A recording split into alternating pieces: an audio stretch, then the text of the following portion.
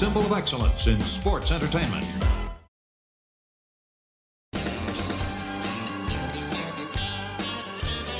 Hey, it's Conrad Thompson, and you're listening to My World. And of course, we couldn't do it without the Hall of Famer, your friend and mine, the greatest professional wrestler of all time, ladies and gentlemen. Double J, JArrett. Jeff, how are you, man? Oh, Connie. Happy Sunday. Happy Sunday. Happy Sunday. How we doing, pal? Man, better than I deserve. Excited to be with you. We are doing something a little different. We're recording on a Sunday rather than a Monday, but it's because you've been busier than a one-armed paper hanger. I'm trying to just keep track of you. And this past week, well, you went out of bounds on me. I believe you made a visit to Delaware, to Sandy Fork. We're going to talk about that. I saw you riding some jet skis on Old Hickory. I saw some family members of yours putting some beat down on some punks in Portland. And somewhere along the way, you personally, single-handedly managed to sell over 60,000 tickets to Wembley. And all the while, you were wrong. Off air, I'm going to peel the curtain back. Off air, you told me there's no way Cody can beat Brock Lesnar. Conrad, do you think wrestling's fixed? Have you seen Brock Lesnar? He's a former UFC champion. And meanwhile, Cody, what is he? Just a two-time state champion? Come on now. And what do you know? You were wrong. Bloodied his ass up. Pin their shoulders to the mat. Cody steals a win. Did you get a chance to see that match? What'd you think? Bits and pieces, but yes, I can multitask. You know, the streaming app known as Peacock. So I peeked in on that from time to time while I was at another wrestling show. I got to see my good old buddy Tony Falk last night in Portland. Let me just say this. He's a gem in life. He is an absolute gem in life. But Tony Falk was up there. The Rock and Roll Express. We've got a new honorary member of the Rock and Roll Express.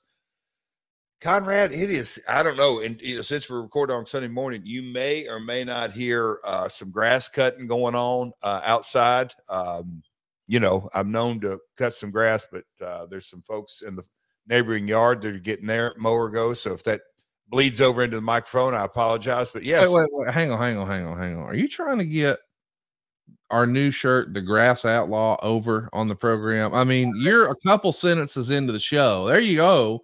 If you're taking a look on YouTube, you see JArrett in all black boots, cowboy boots, black jeans, a My World polo, black gloves, of course, and a zero turn. Man, that's a fancy rig right there. You just made yourself at home with the Briscoes, didn't you? And did you? Well, we went to work. You know, look, if you're gonna get things done, you got to take the bull by the horns. You got to just say, "Hey, we come to help out." And there's a fearsome foursome work crew.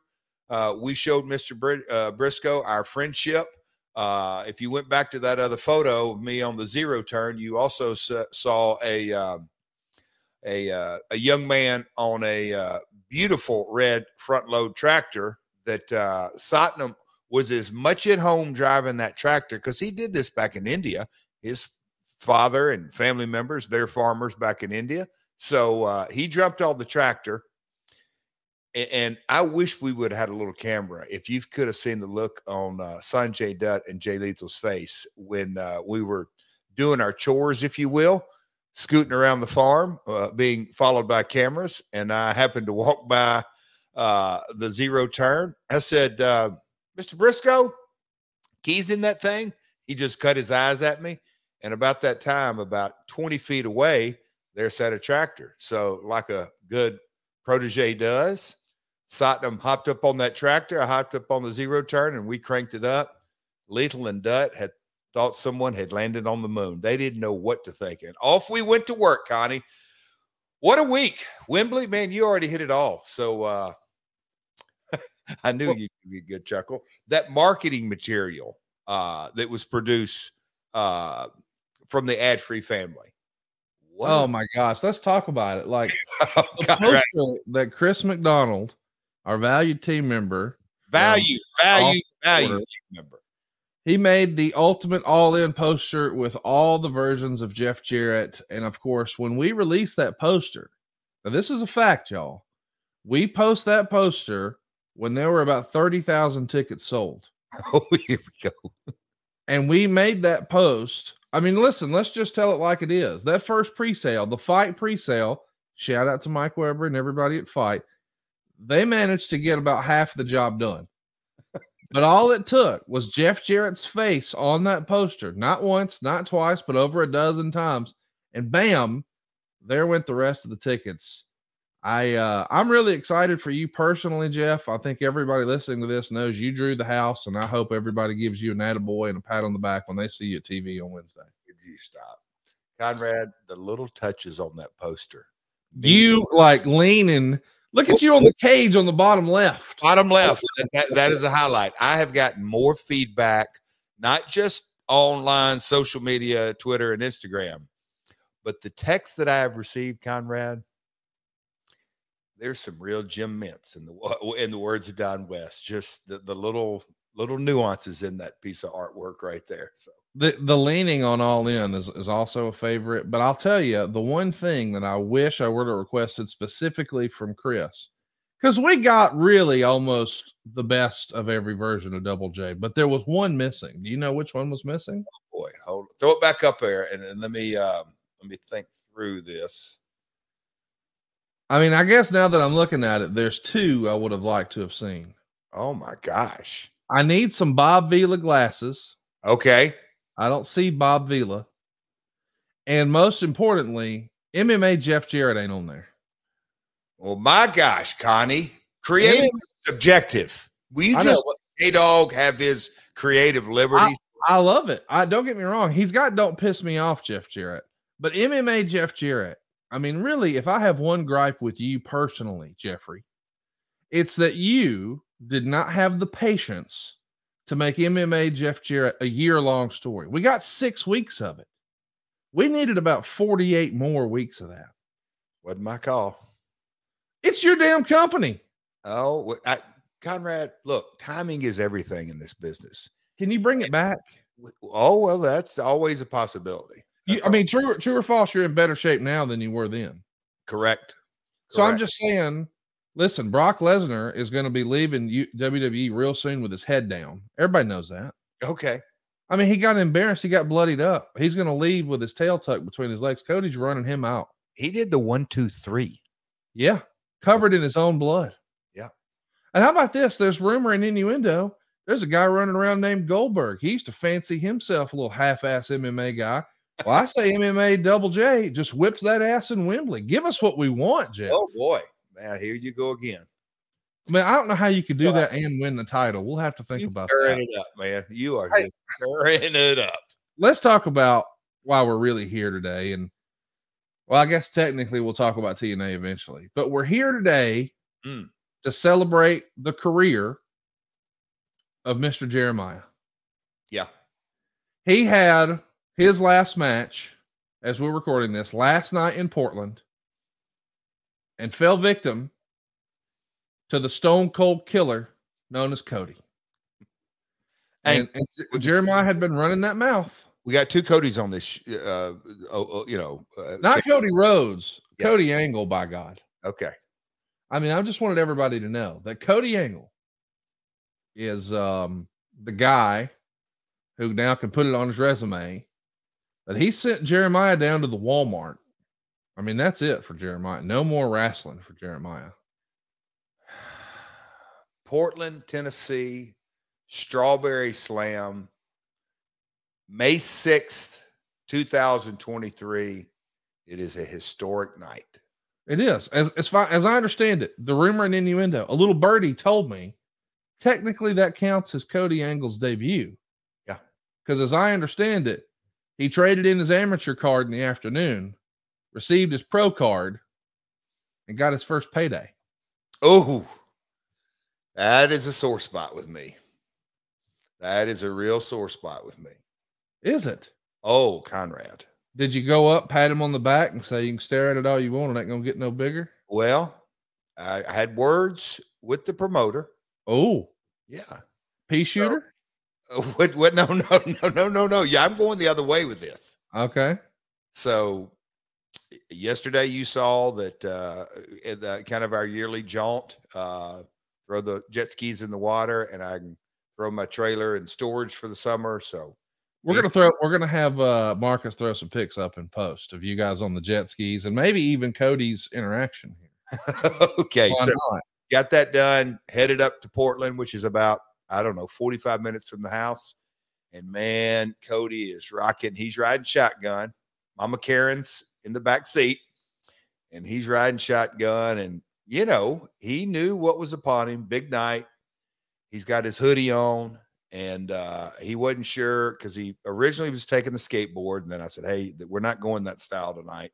So he was rocking, and he had on his black jeans, black shirt, a little bit of a Last Outlaw, but it's still, he was Coaster, Cody Angle. And about halfway up there, we just start talking. And I said, you know, Cody, the first time that I officially went to a wrestling show and knew that I was essentially a part of the show, do you know what my first job was?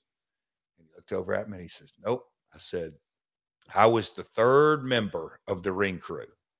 I was not allowed to set the ring up, but I could damn sure could haul all the pieces into the building, and couldn't touch a post. That was the 2-man job.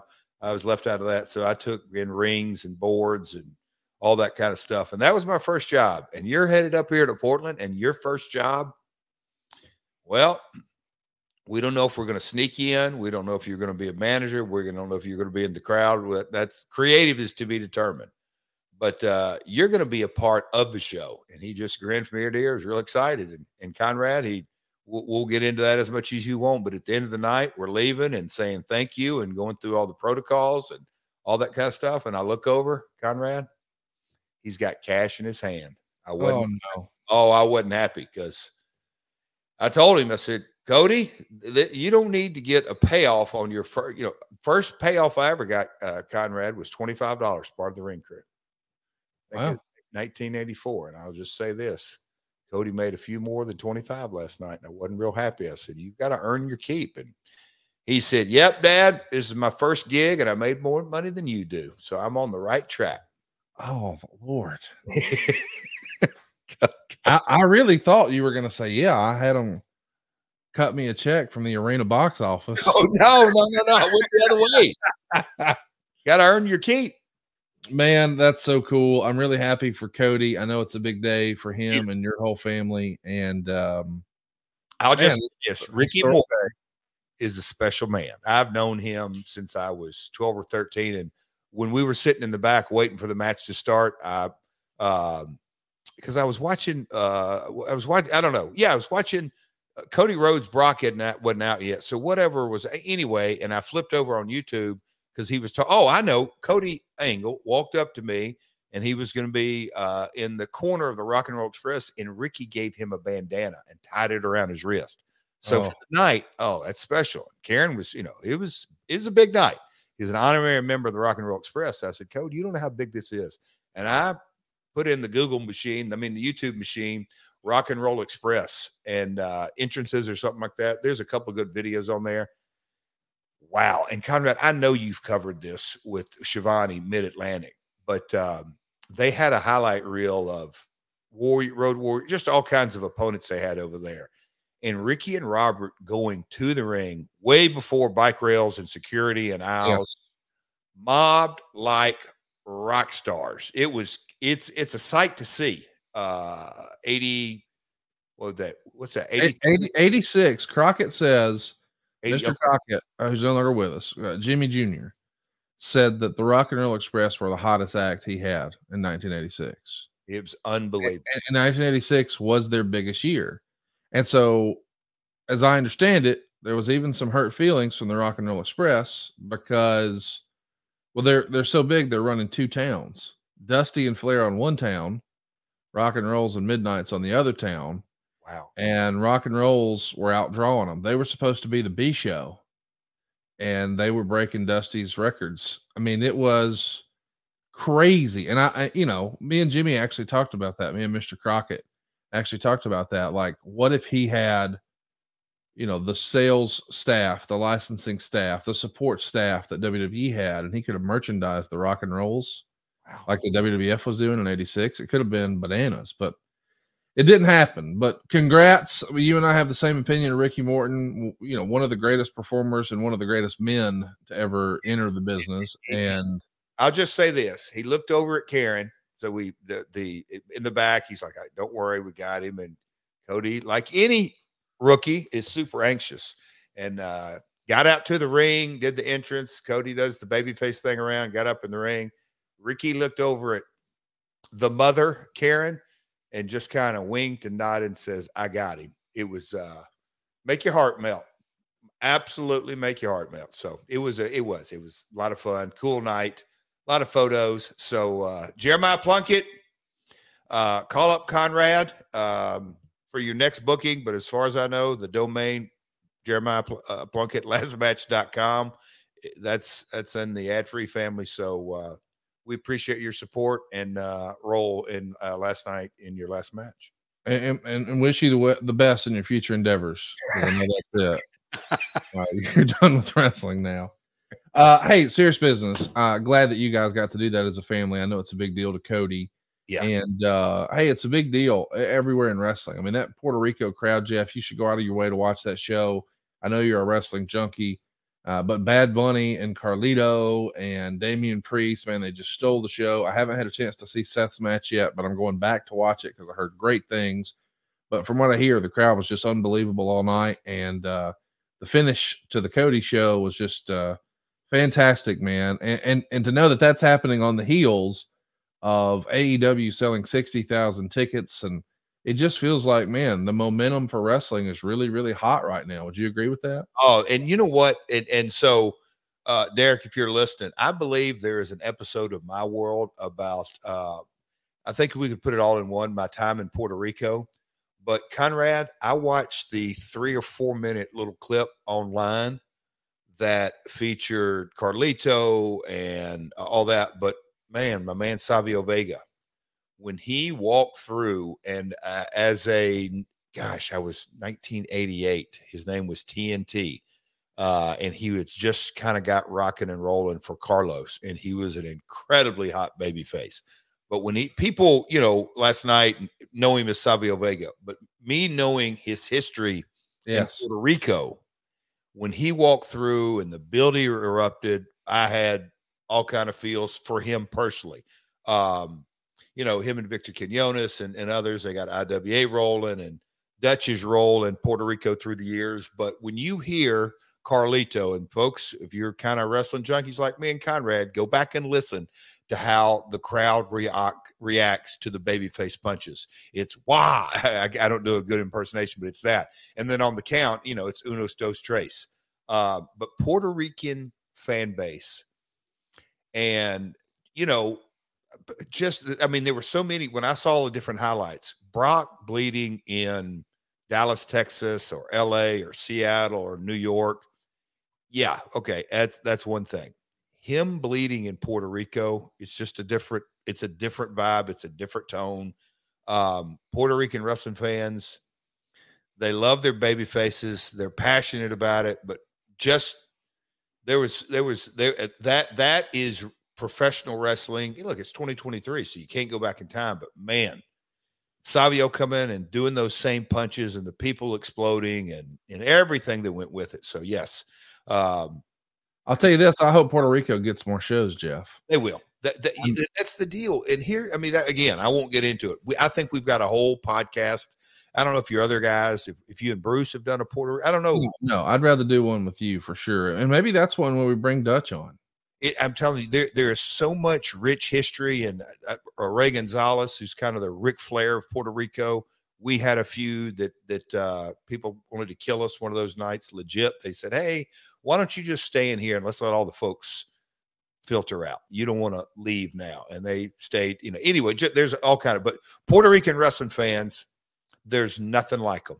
You have to experience a Puerto Rican show live, and that was cool. And you were talking about Wembley, and I was thinking, because I had this conversation last night in the building, because Conrad, that piece of artwork y'all put out, that is quite the water cooler talk, if you will. But they were talking about Wembley, and then it came up that Forbidden Door, well, hold on, Vegas, Forbidden Door, Calgary Stampede, Wembley, and then they're like, Chicago.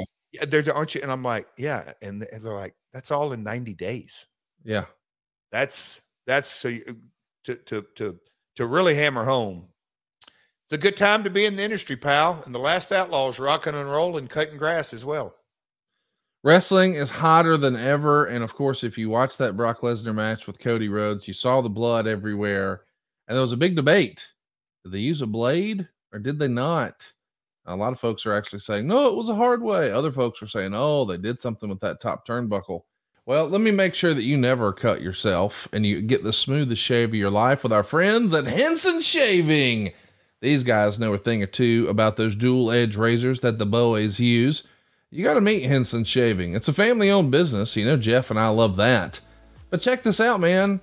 These guys are an aerospace parts manufacturer. They've made parts for the International Space Station and the Mars rover.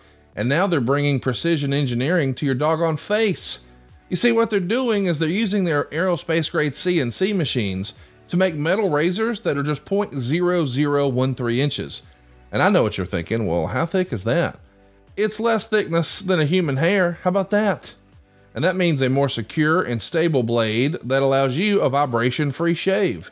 And it gets better. The razor has built-in channels to evacuate hair and cream, which makes clogging virtually impossible. You see, Henson Shaving wanted to make the best razor, not the best razor business. That means no plastic, no subscriptions, no proprietary blades, no planned obsolescence.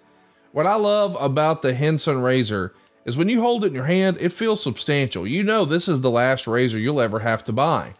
Not only that, it uses the standard old school dual edge blade like your handsome ass grandfather used to use. Except these are cut with a CNC machine that they use for aerospace. So it's 0.0013 inches. That's what your blades are. It's the best blades you've ever used. Check this out though. Usually when something is better, it costs more money. That is not the case with Henson Shaving. Not only is it better, it's also more affordable. You see, whenever you go to replace the razor blades, because this is the last razor you'll ever need, but when you replace the blades, it's $3 to $5. Not $3 to $5 a week. Not $3 to $5 a month, which would be a pretty good deal. Not even $3 to $5 a quarter. $3 to $5 a year. It's crazy. It's time to say no to subscriptions. Say yes to a razor that will last you a lifetime. I love mine. You'll love yours. Visit hensonshaving.com/myworld. Pick the razor for you and use our code MyWorld, and you'll get 2 years worth of blades for free with your razor. Just be sure to add them to your cart. That's 100 free blades when you head to hensonshaving.com/myworld and use the promo code MyWorld. hensonshaving.com/myworld. And with that in mind, Jeffro, let's get to our topic today. I'm so fired up about this, man. We're going to have a good time because, well, lots of people are talking about this show. There is a clip that we are going to play. Yes, we are going to play that clip. Not the clip of the Briscoes family farm, but the clip that got us to Sacrifice 2008. Samoa Joe is the world champion. Samoa Joe is probably one of your hottest acts you've ever had in TNA. And I guess we're going to even consider him a quote unquote homegrown talent. Yes, he's been in Ring of Honor before. Yes, he's done the independents before. But as far as a television wrestler, this is Samoa Joe's first time on national TV. Did you consider Samoa Joe homegrown, and how proud were you to have him represent your company as your world champ? Yeah, I mean, I've always respected the Ring of Honor background, if you will, but I think you're accurate as far as a national cable television or a national/global. Yeah, Joe. And the thing that I kind of loved about it was because, 2002 when we started, it's the weekly pay-per-view, and we had so many young guys, and then as we well documented, used all kinds of legends, and sometimes weekly, sometimes on a month, and sometimes guys a little bit longer than that. But for the most part, he was all over the place. When Joe came in and he went on that undefeated streak and rolled, it was we handled it with kid gloves all the way around and built it. And then, the month prior to this, he became world heavyweight champion. Yes, it was very, very much so. This is a quote unquote homegrown star that's now leading the charge. So yeah. And he was so ready and so damn good. You know, I hate to say this is peak Joe, but I mean, he was at the very tip top of his game, no doubt. We're coming off the second most popular pay-per-view in TNA history, but boy, there's a lot going on behind the scenes. Meltzer would say having a lot of heat was Rhaka Khan. The WWE Hall of Fame thing was pretty much left to slide because they figured she'd only been around in wrestling a few months. And even though word was out that TNA people weren't to attend, she went. They signed a trading cards deal, and as part of the deal, everyone on the roster had to autograph 1,000 cards. It's a pain, but it's part of the job, so everyone on the roster did it. Apparently, instead of signing the cards at the last taping, she said she'd do it at home and FedEx it in, which she did, and maybe one or two other wrestlers did as well, although they were bigger stars. When the head of the company called TNA furious because her signatures didn't match, and they thought she had someone else forge some of the signatures. Worse, in some of the signatures, Rhaka was spelled wrong, and in others, Khan was spelled wrong. When confronted, she said the reason the signatures were so different was because she got tired and changed her signature. Jeff Jarrett made the call to eliminate her from the set.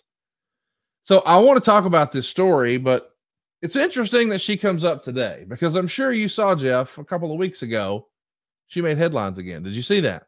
I did not. She has made headlines because she has filed a lawsuit, Jeff. Okay. You didn't know about that? Oh boy, you're going to enlighten me. And I thought I was on top of things, but you know, I've been busy. I've been, you know, fishing and cutting grass and Frisco and hey, FTR headed to Vegas. No, go ahead. She filed a lawsuit alleging that against dozens of parties.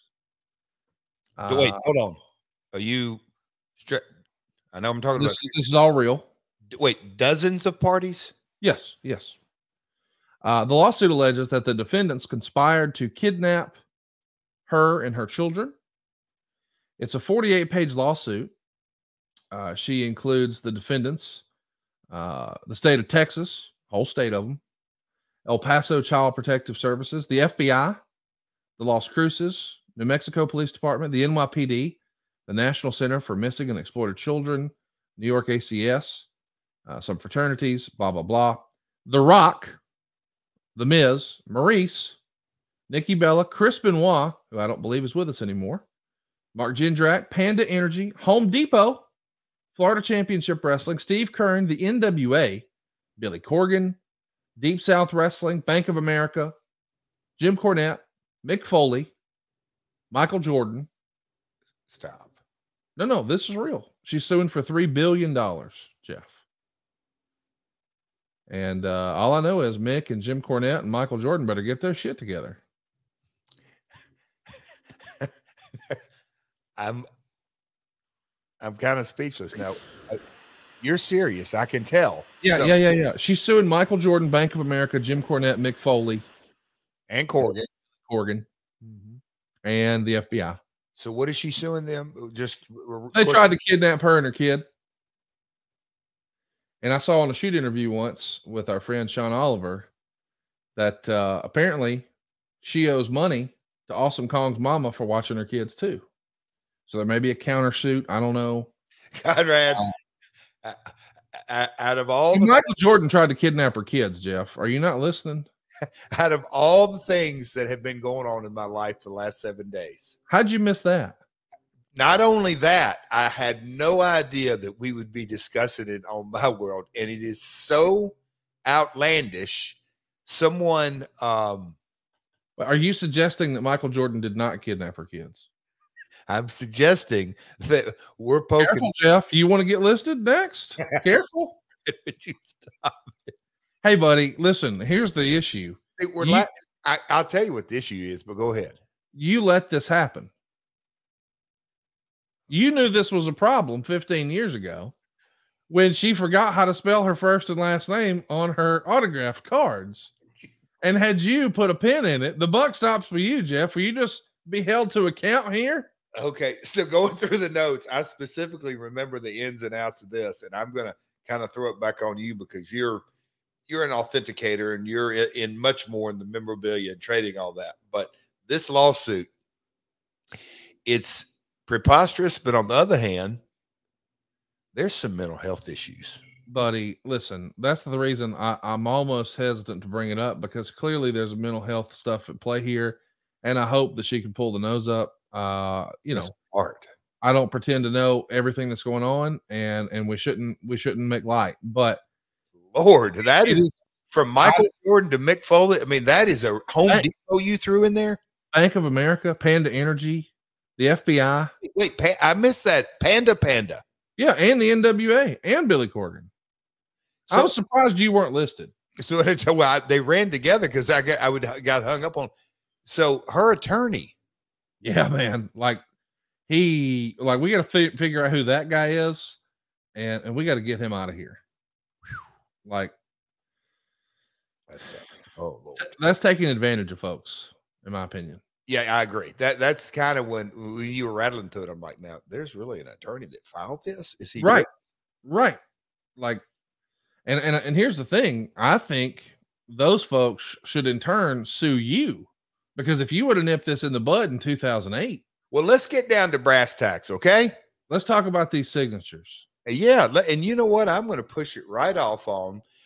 You know me well enough to know. Do you think I'm going to spend big money on a 1994 Michael Jordan Bulls card, you know, that's signed and all that, any kind of signature stuff? You know, I'm not going to spend that money. So it's quite my cup of tea.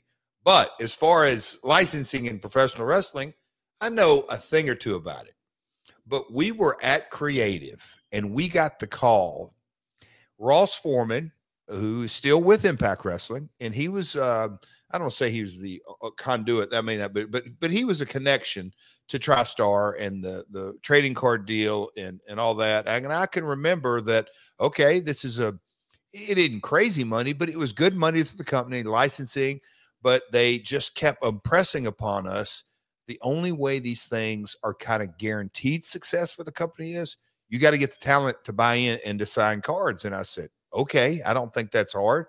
You know, I know it's not fun to do, but just it can be done. Well, and just bring them to TV. And if you can get 200 done at a time and then come back to the next TVs, if we're not in a rush and a timeline and having a guy sit down for 5 hours, look, anyway, let's work it out. But when we got the call that this had went down, me and Dutch looked at each other and went, now I can kind of understand maybe not wanting to do him a TV and take him home. But do you really farm this off on having somebody else sign him? Because there ain't no way you're going to misspell your own name. No. Hold up.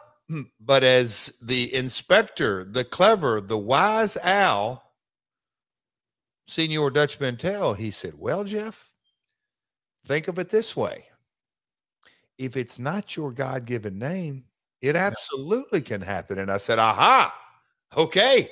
So we may be getting down to this. So Conrad, I'm going to throw it back to you. If you were on a, you know, if you were brought in, because you are an expert in a lot of things, watches, wrestling, memorabilia, and all this, do you think she farmed it off and had somebody sign it, or do you think she misspelled it?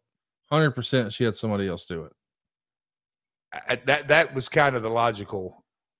In my head, I was going to say she had her kids do it. I don't know how old her kids were at the time, but it sounds like you'd say, hey, will you sign these for mommy? You know what I mean? Yeah, I didn't even know she had kids. Well, I mean, I didn't either. She might not, because Bank of America kidnapped them. Are you even listening? They're at Michael Jordan's house. God dang, you got to start listening. Yeah. Oh, God. Well, so this is 15 years ago. So a 3-year-old couldn't sign it because you said it's an adult kid? It's an adult kid today, right? I'm just saying she got a cousin or a nephew or a niece or a neighborhood kid. I mean, somebody was looking to forged, but okay. So there was a debate on how to rectify this, and that's where I think Don West got involved because Lord, he knows a thing or two about that.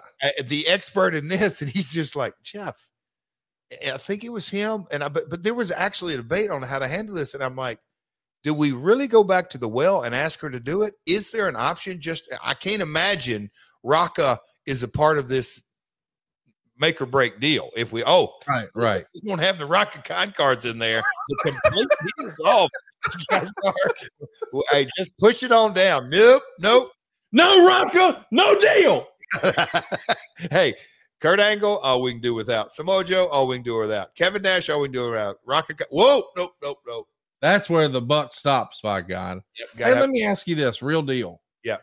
Do you know where those cards wound up? Because all of a sudden I'm interested in having one. I would love, if you're listening to this, wow. And you know where the misspelled Rhaka Khan cards are, I want one.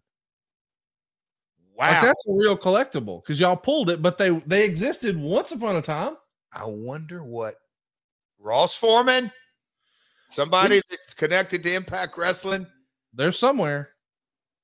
We gotta get on it. You know, we've got a new card show over on adfreeshows.com called Top of the Card with our friend Brandon. And I got to get Brandon on this because I would love to find a handful of these Rhaka cards. And listen, if she wins this historic lawsuit and the FBI pays her off along with Bank of America, Michael Jordan, Panda Energy, and Billy Corgan, you know, who knows, you know? It could get down to Home Depot and Bank of America, and they could be, you know, they could settle the $3 billion themselves. I mean, realistically, you know, a lot of people used to sue WCW back in the day because they understood. I forget if the number was 80 or 100 grand, but as long as it was under this threshold, they didn't even fight it. They just settled and wrote a check. So I know a couple of guys who were like, yeah, I sued because I knew if I asked for this, they'd just send a check, and they did. Wow. So some of these corporations are probably the same way, where it's like, you know what, this is just a nuisance. It's just easier to do the path of least resistance rather than get our high-powered, expensive lawyers on it. Let's just cut her a check.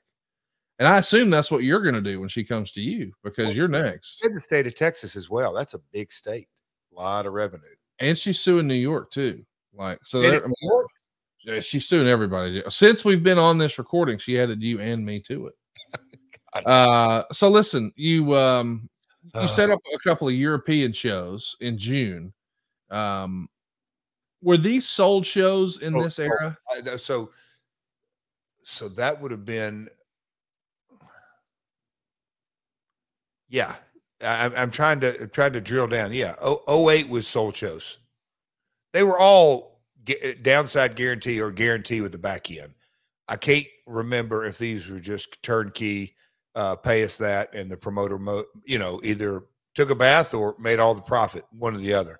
I'm pretty sure this tour was sold shows because I think it was 3 or 4 sold. I mean, it was small.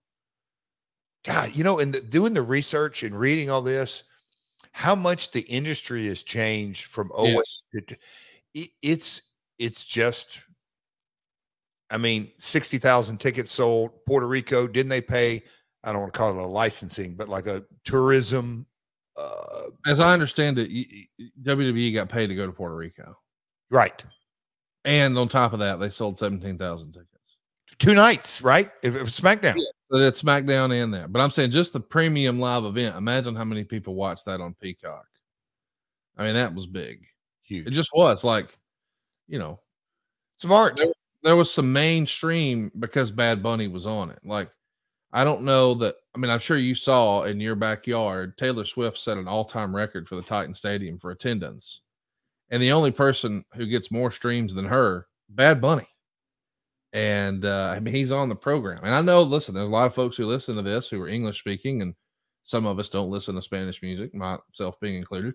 So maybe he's not necessarily on our radar, but I understand what most downloads and most streams on Spotify means. I got that. Yeah. Think about that. You think about globally, all the artists, all time, all acts. That includes the Beatles. That includes Elvis. That includes what your grandparents used to listen to. Garth. Drake, who's been #1 for a decade or more. And Taylor Swift, and Bad Bunny smokes them all. And yeah, so they got paid to go to Puerto Rico, and they got massive upside because of Bad Bunny. Crazy. The business is red hot. I mean, there was a lot of chatter obviously this week about Wembley 100. Yeah. It's that stadium celebrating the 100th year anniversary. and a wrestling event is going to be held in there, and not one talent and not one match has been announced. Yeah. It's professional wrestling is coming. Well, I mean, we know what happened. All they had to do was put your face on the poster 32 times. I didn't want to get into that. So 30,000 tickets, just like that. I'm just saying. All right, so listen, the Impact that's right after lockdown sets up Samoa Joe versus Scott Steiner, with Scott cashing in his briefcase from the Feast or Fired, and that's going to be your next pay-per-view main event.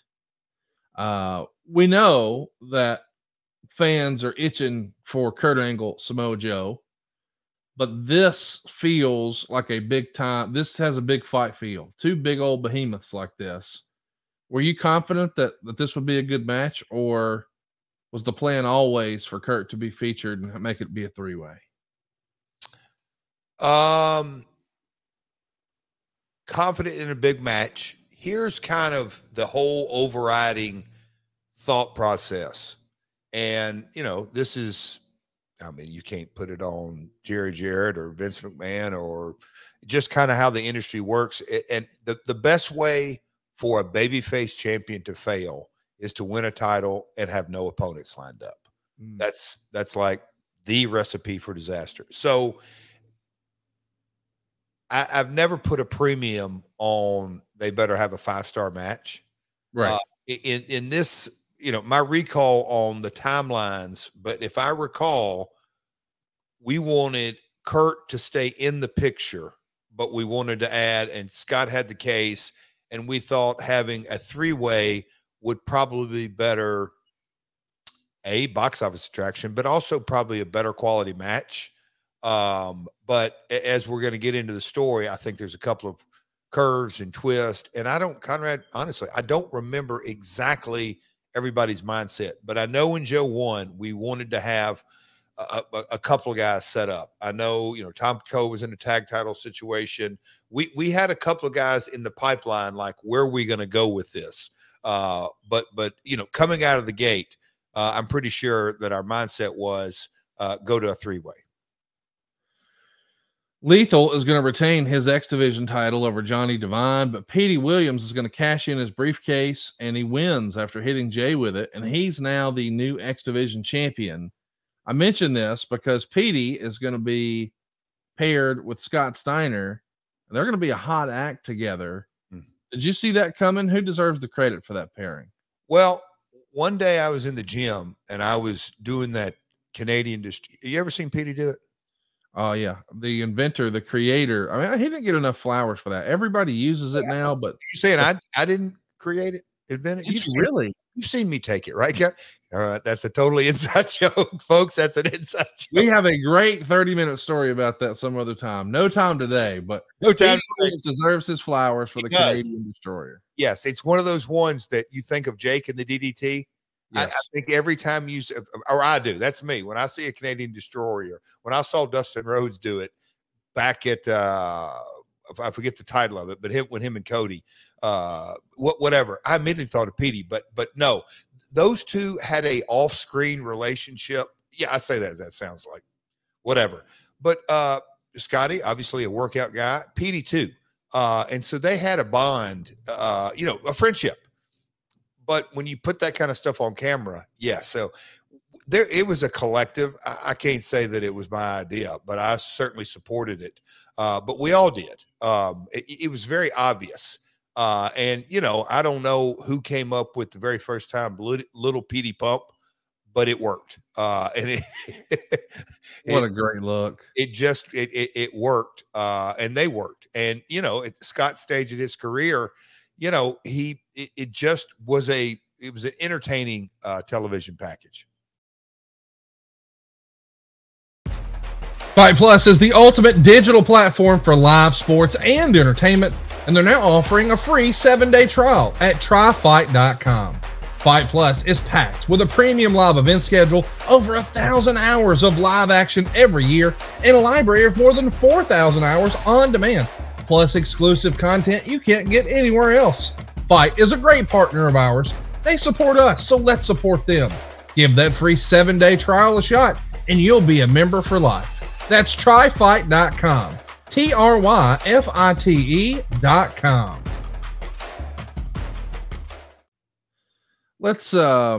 Let's remind everybody that in this era, we've got Super Eric, that's Eric Young playing a superhero, and Kaz, who we both think a lot of.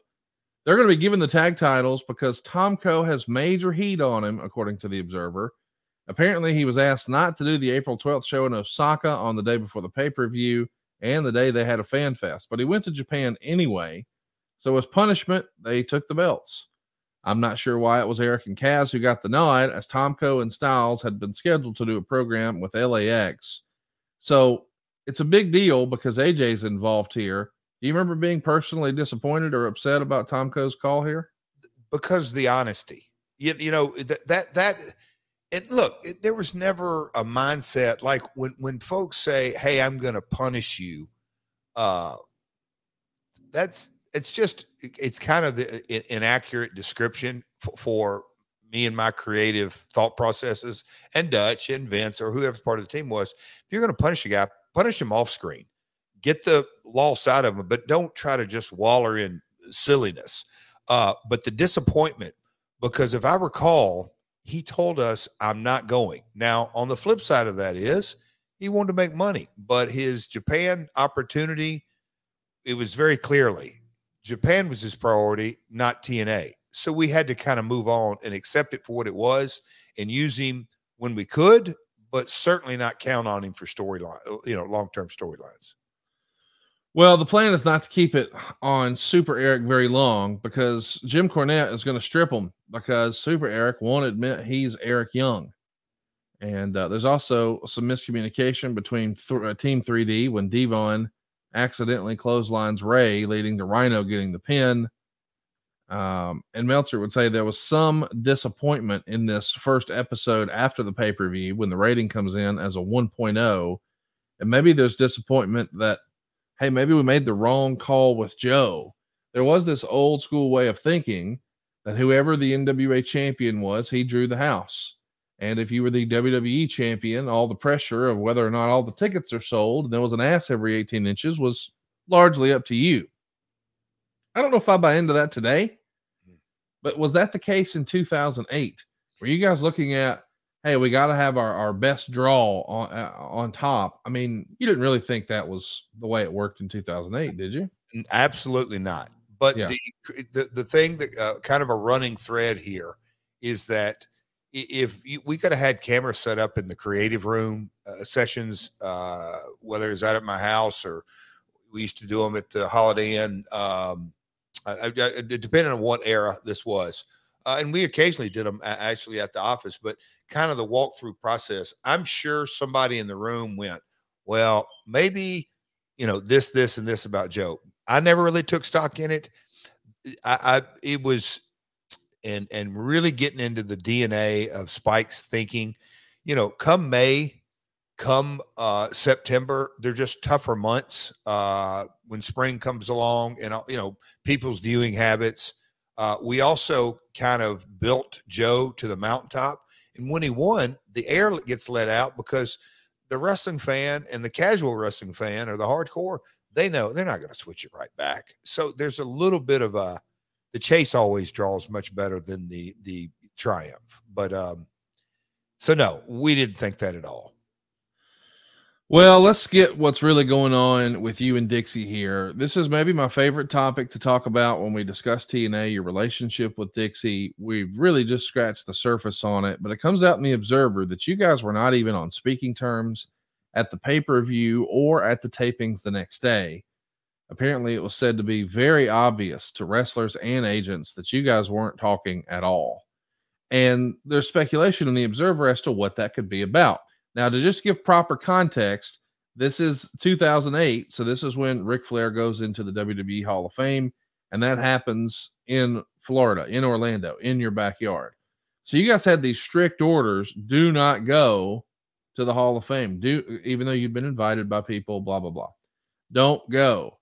And then Dixie goes to the Ring of Honor show, and Meltzer speculates that you may have felt like that was a bad look for you guys to tell talent, don't go to WWE, and then she goes to the Ring of Honor show. And There's another piece of speculation that says that, quote, it was no secret Jeff was against re-signing Sting to his big money deal. It's purely speculation, but maybe Jeff pointed out to Dixie that the Stinger had bombed in the ratings while appearing in the main event slot in each of the last 4 weeks. So what was the issue? Was it about you being upset that she went to the Ring of Honor show, her being upset that you didn't want her to re-sign Sting under those financial terms, or something else completely? So I racked my brain on this one, Conrad, trying to do my very best to recall. As far as the Hall of Fame deal, I never had a hard stance on like don't go, but I would think to myself and ask, that is a WWE show. Why do you want to go to a WWE show? And I get the Hall of Fame is a little different, but why do you want to go to that show? And if you do, okay, but I don't know, little bit of its subjective thought. What's the upside is kind of what I'd ask. As far as Dixie going to the Ring of Honor show, I feel certain I would have encouraged that, for her to wrap her head around, not just because, look, Dixie's exposure to wrestling started at the Huntsville show, and then the Nashville Municipal Auditorium shows, and then the Asylum. That was her exposure. And her point of context, with it just being that, she hadn't been to hundreds of WWF live events or WCW or the territories or whatever it may be. It's very healthy for her to go and be exposed to it. I actually think that goes to any talent out there, or almost any wrestling fan. We've talked about, house rule shows. It's a different experience. And when you watch it on TV on Wednesdays or Fridays or Mondays or Friday, whatever, watching TV, wrestling on TV and being there, it's entirely two different things. Going to a television taping or a pay-per-view or a house rules or a house show, different experience. So Dixie going and being exposed to a Ring of Honor show, I feel certain I would have said, I think she's going to kind of get a real good taste, because our production values were always, I can't say always, but much higher.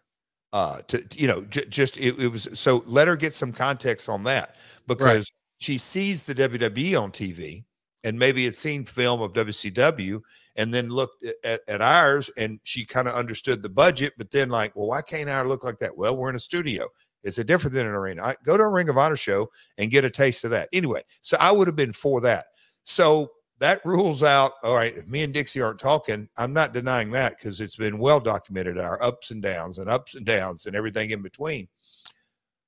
During this time, if I had to kind of land, Conrad, on why would we have kind of been at each other's odds, it would be at the very, very core of it. Her, and I get it, and especially she's the finance, head finance, the investor's, daughter, and yes, with the position, but her going and asking all these questions behind my back, I don't have a problem with that. But form an opinion without coming and at least discussing with me, or me and Dutch, or me, Dutch and Vince, or whatever it may be, it always created the mistrust, and it festered and it festered and it festered. And so my gut tells me something along those lines, that it had to do with creative. Well, the other thing that's speculated is that she would come up with ideas for creative and give it to someone else, ask them to present it, and say, now don't tell Jeff this was my idea. Maybe she thought you were predisposed to not liking her ideas because you didn't think she had enough time in the business or what have you. And then the other piece is that she was trying to play both sides against the middle. She would bring talent into an office and say, now listen, I got you a raise, but don't mention around Jeff. He didn't want to give you this raise. So it's very divisive. You're supposed to have a united front in management. Maybe we disagree in this room, but when we walk out that door, we're together. These are our marching orders. That's the way it's normally done. This is not a healthy business relationship, to say the least. Fair to say? That would be an understatement. That would be, and just so challenging. Look, and we've talked about this now in 2023 and started really looking at this hard in 2018 and on. What's my role in all this? Without question, I'm guilty of 1,000 things. But when I look on the other side of it, it's just like, how in the hell can you have any kind of sanity when it's not, it's the president of the company. It was a mess. It was such a mess, and it would ebb and flow. And I'm not saying it was all day, every day, but things would fester up because the bigger the event, a lockdown or a pay-per-view or whatever it is, the more problems, the talent would go, more lobbying. And look, talent's guilty of that. Is talent knew the playbook. I mean, they knew the playbook by 08, 09. Hey, if I don't like the answer Jeff gives me, I'm going to go to Dixie. If I don't get the answer Dixie likes me, I'm kind of probably going to go recruit, and I'll get my case back to Dixie, and then get about, it's a mess. And so they were hitting you with the ask your father, like little kids would do. Mom says no, so I go ask dad. Same thing. Over and here was, so think this through. If Dixie's telling talent, yeah, now don't tell Jeff, but fill in the blank. Yeah.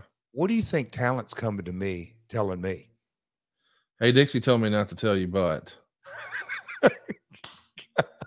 I mean, Conrad, I wish I had a buck for every time that happened. Or, hey, Jeff, can I tell you something in confidence?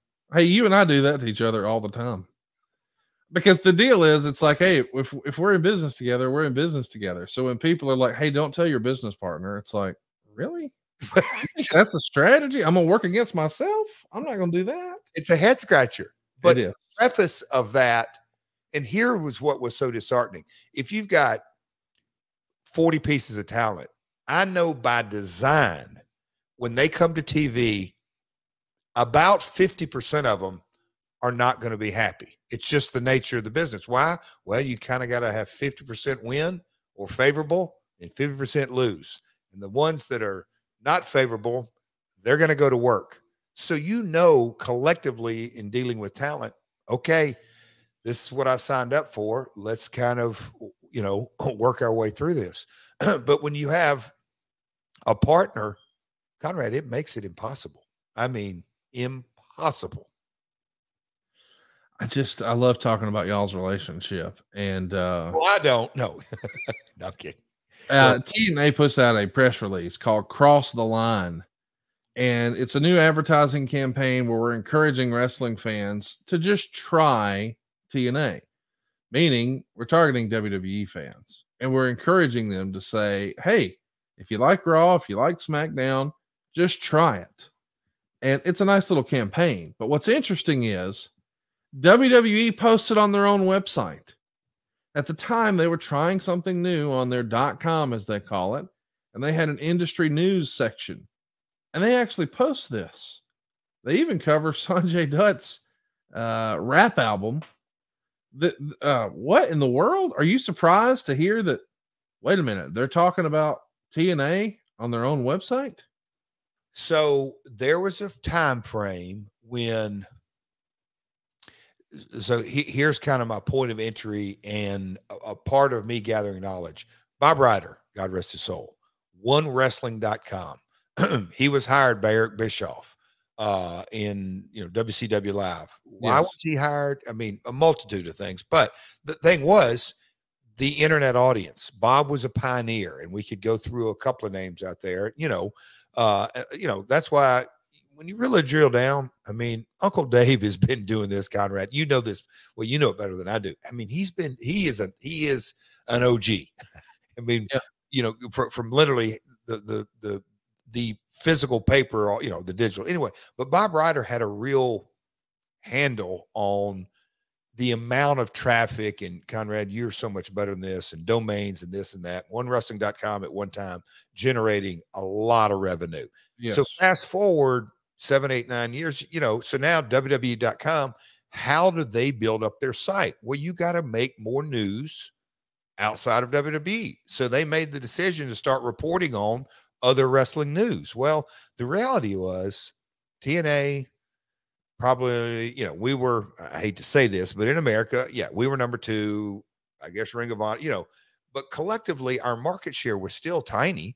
And New Japan and I mean, Japan and Mexico didn't aggregate a lot of news.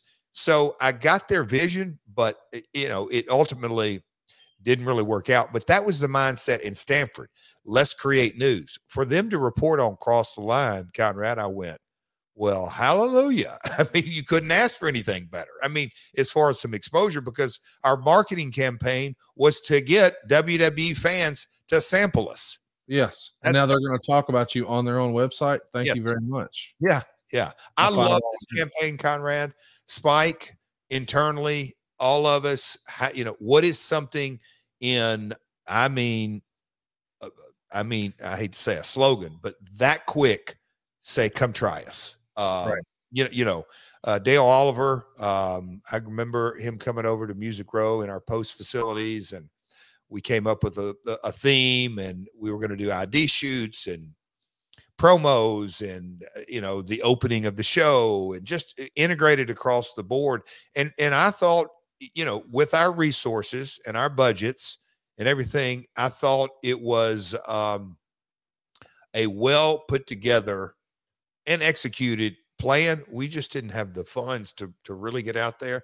Not saying that if we would have, it would have, but anyway, it sold our message. Hats off to Sully, and there were several folks, Kevin. I mean, there were several folks involved in everything, but yep, Cross the Line. I'm sure Marcus will come up with that little catchy spots that we put together, and they'll be online on our social platforms. We should talk about the tag tournament that's been pitched here in the creative meeting. It's a little confusing. I'm going to try to explain it. You start with 8 regular tag teams, and they have matches, and the winners advance. And then 8 singles wrestlers, like the major names, including Sting and Booker T and AJ Styles, they're all added to it. The 8 names will then be announced on the Go Home Impact, and they'll be put in a blind draw like the old Lethal Lottery. And then the wrestlers won't know who their partners will be until they get in the ring at the pay-per-view. So you'll have 4 teams of random guys against the 4 previous winners, and they'll have a single elimination tournament taking up 7 matches on the show. And apparently when you guys come up with this idea, Don West is in the meeting and says, I don't get it. He didn't really say it with that tone. And how you just laid it out, I wish I'd have had you in the room back then. But the funny story is the DNA of how this came about. Guys, the tag title, Tomko, Japan, we don't know, have champions.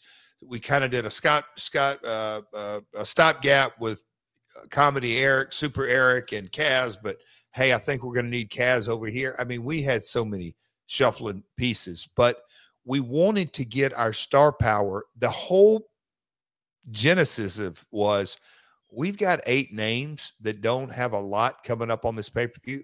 How do we integrate them into the show and guarantee the people you're going to get to see them wrestle? But if we were to pair, and I'm just saying Booker and AJ or whoever it may be, it wouldn't have made a lot logical sense. So we said, all right, we're going to do a blind draw. But anyhow, you did a good job of explaining it. Well, I'd love to hear how Bob Ryder explained to Rhaka Khan that she was at the wrong gate. She apparently goes to the airport and calls Bob Ryder and says, y'all don't have me a ticket here. And she's supposed to fly from Boston to Orlando. And he says, oh no, I handled the travel. You definitely have a ticket there.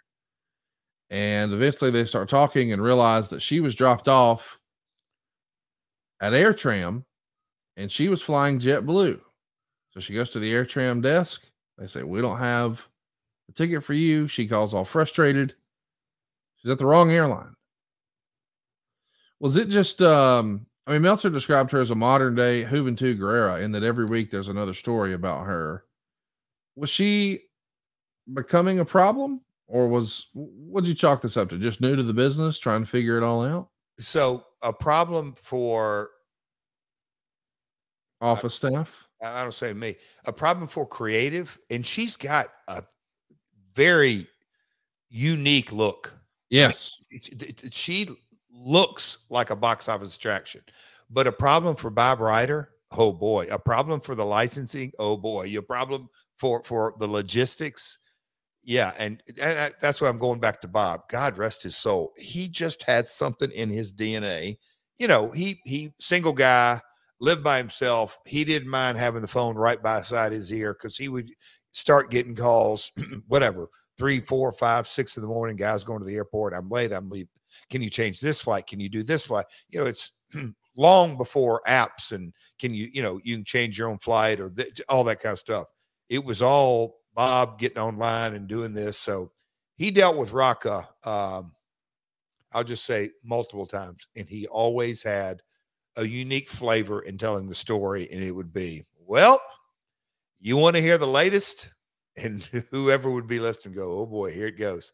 Bob's a good storyteller. So the shuttle bus in Boston, that's, next stop, Delta, United. Okay. Next stop, a couple of more airlines. Next stop, JetBlue, AirTram. Hopped on off. Well, she just didn't make it to the JetBlue counter, but she did make it to the AirTram. This becomes a hot button topic at TV because you got a lot of other talent like Lance Hoyt. He's not getting flown in. He's got to get himself there. So does Shark Boy. So does Christopher Daniels. But Rhaka Khan's getting flown in and going to the wrong desks and forging signatures. And there's a lot of ways to get heat in wrestling. It feels like she's trying to do Pokemon and collect them all, right? For sure. But I didn't get this. Why wouldn't we have brought those guys from Boston? That's what I didn't understand that. I'm not sure that's completely accurate. There's a new interview person on the team here, Lauren Brooke. Jeff, you decide that she shouldn't have a last name yet. And you had eased Crystal out of there. And it was written in the Observer that had nothing to do with her on-air performance. And the public word is that the new lady, Lauren, is more attractive and more maybe photogenic. But she's not nearly as good. Why did Crystal leave? It says it had nothing to do with her performance. So there was some off the field issues. And I'm not saying specifically during this era, but it feels like, and you look, I get it. Dixie wanted the presentation to be, in her opinion, maybe as attractive as possible. Right. I can remember, oh my gosh, her name's Tracy Brooks or Lauren Brooks. We've got Tracy Brooks. Do we need to come up with a last name? I'm like, wait, are we talking about the backstage announcer and she's going to be in 2, maybe 3? Does she have to have a last name tonight? No, just say, hey, let's kick it back to Tracy for words, with whatever. I'm like, hey, because we need to make sure the talent feels comfortable with it. If we're going to go down this route, I know legal is going to want to get the IP because if it's not a real name and blah, blah. I said, guys, quit stressing. Just call her by her first name tonight. I don't know where exactly we what we ended up doing, but as far as changing, I don't recall why Crystal, because she wasn't with us very long either. I don't think. I mean, I think it was less than 6 months, maybe. I don't know, but it was just turnover. Talk to me about Northeast Wrestling. Our old pal, Mr. Lombardi, is going to promote Samoa Joe versus Kurt Angle in Poughkeepsie.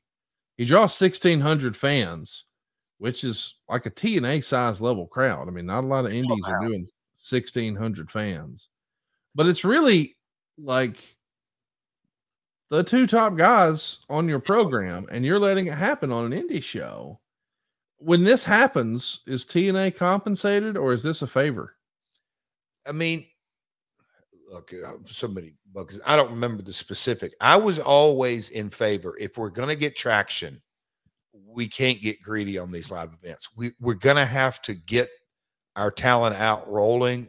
He could always promote. It's a good venue. It's a known independent promotion. We're not switching the title. Go with it. Both guys, and if Kurt was on it, I have a strong feeling that because our exclusive deal with Kurt, Michael paid us. Joe probably got his third party, or maybe not. Maybe it was we got their payoffs. But I was always a huge proponent. guys got to get reps. Guys got to get at work. We got to get out there. You know, in this case, look, did Kurt need a rep or did Joe need a rep? Probably not. But it did help the brand or hurt the brand. I kind of say if it's their headline and show, especially if it's a good house, it's kind of a brand endorsement. It certainly doesn't hurt us. We would see Lauren interview Cornette, who's going to say that TNA has too many spoiled wrestlers who need paid vacations and catering and things like that. And he goes off about what things used to be like back in his day. And he knows that wrestlers hate him today. And he hears their whispers behind his back. And he said someone stole a quart of strawberries out of his office fridge. And he knows he's going to find out who it is. And Meltzer would say there's an inside joke in here somewhere. And he's talking about being the puppet master. And she's going to learn soon enough. He lets out this hysterical laugh and walks away. These promos where something random like that, somebody stole a quart of strawberries out of my office fridge. This is an inside joke, is it not? It has to be.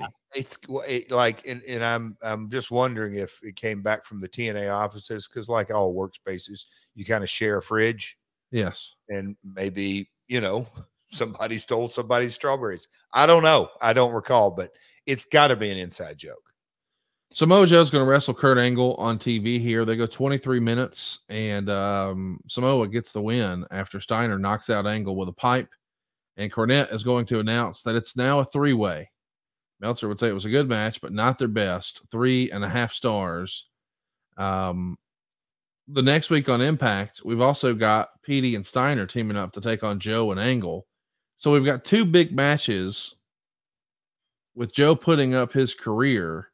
And now they're going to team up. And Petey is going to totally evolve his look into what we showed you earlier, little Petey Pump, which is just hilarious. And they announced that Tomko was injured in a shoot fight in Japan, trying to cover for what's really going on. And the women are being promoted for a match where the loser of it will have their head shaved, which is straight out of Memphis. And then on May 1st, we get perhaps the greatest promo in the history of Impact Wrestling. And I would even go so far as to say it's a top 10, maybe top 20 all-time promo as far as just what resonates with fans.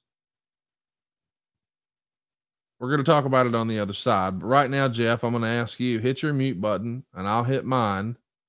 And then we're going to roll that beautiful bean footage, courtesy of our friends over at Impact. Let's take a listen to some Steiner math. Scott Steiner, it's going to be a three-way for the TNA heavyweight title at Sacrifice between you, Kurt Angle, and Samoa Joe. Now, before you get there, you have an important step tonight as you and X Division champion Petey Williams take on the unlikely duo of Kurt Angle and Samoa Joe. You know, they say all men are created equal, but you look at me and you look at Samoa Joe, and you can see that statement is not true. See, normally if you go one-on-one with another wrestler, you got a 50-50 chance of winning. But I'm a genetic freak, and I'm not normal. So you got a 25% at best at beating me. And then you add Kurt Angle to the mix, your chances of winning drastically go down. See, the three-way at Sacrifice, you got a 33 1/3 chance of winning. But I got a 66 2/3 chance of winning because Kurt Angle knows he can't beat me, and he's not even going to try. So, Samoa Joe, you take your 33 1/3 chance minus my 25% chance, and you got an 8 1/3 chance of winning at Sacrifice. But then you take my 75% chance of winning, if we used to go one-on-one, and then add 66 2/3%, I got 141 2/3 chance of winning at Sacrifice. See, Joe, the numbers don't lie, and they spell disaster for you at Sacrifice. See, but I'm going to break it down for all you ladies. Would you rather be with me, or would you rather be with Joe? Well, I think Joe's kind of nice. I mean, you know. See, you one of those girls that like romance. I'm going to talk to all my freaks out there. Would you rather come home to me, a genetic freak, to be satisfied every night, or go home to that fat-ass Samoa Joe? See, tonight, we're going to win, and I'm going to be the world champion at Sacrifice. Come on, P. Let's go. Scotty, just like you always say, Big Papa Pump has got your hookup. Well, Maple Leaf Muscle is who you need to look up. Holler if you hear that.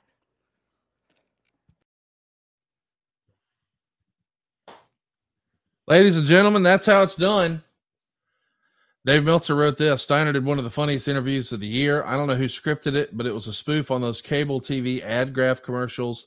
Steiner said he had a 33% chance of winning. It's a three-way, and then he's genetically gifted, and Joe isn't, so his odds go down 25%. Then his odds increase, blah, blah, blah, blah, blah. What made it great was Steiner was clearly botching left and right and forgetting words, but in the end, he said he had a 114% chance of winning. One of the funniest interviews of the year, my ass. One of the best interviews of all time. Were you there when this was filmed? When do you first hear that Steiner just created gold? I believe I heard a little bit of, hey, Scott wants to do this promo. And I said, let Scott roll with it. As long as we're promoting the match, he'll do it in his own way. And then afterward, there was a little bit of chatter like, you ain't going to believe how he did this. But it wasn't, it's one of those promos that has grown, and so Meltzer reported on it, but as time's gone on and you really drill it down to it and you get the opportunity to look at Petey's facials, then you got to look at Rhaka's facials, and then you look at Lauren's facials, and Scotty just keep rolling on it. It's a gem, pal. It is an absolute gem. It is, really, you put that in top 20, maybe, Connie? I mean, really, when you think about, listen, I'm not saying that we know Dusty's Hard Times. We know Ric Flair's Spilt Liquor. I mean, there's a handful of really, really good ones, iconic ones. As far as the ones that I think are just a part of the conversation on a regular basis, this is probably in the Mount Rushmore promos. Wow. Like from you, like when you think of the ones you reference the most, like, I mean, like I've spent more, wheeling, dealing, kiss stealing. All right. Everybody uses some version of that. Yep. As a wrestling fan, they do the same with Hard Times. We'll all say that occasionally.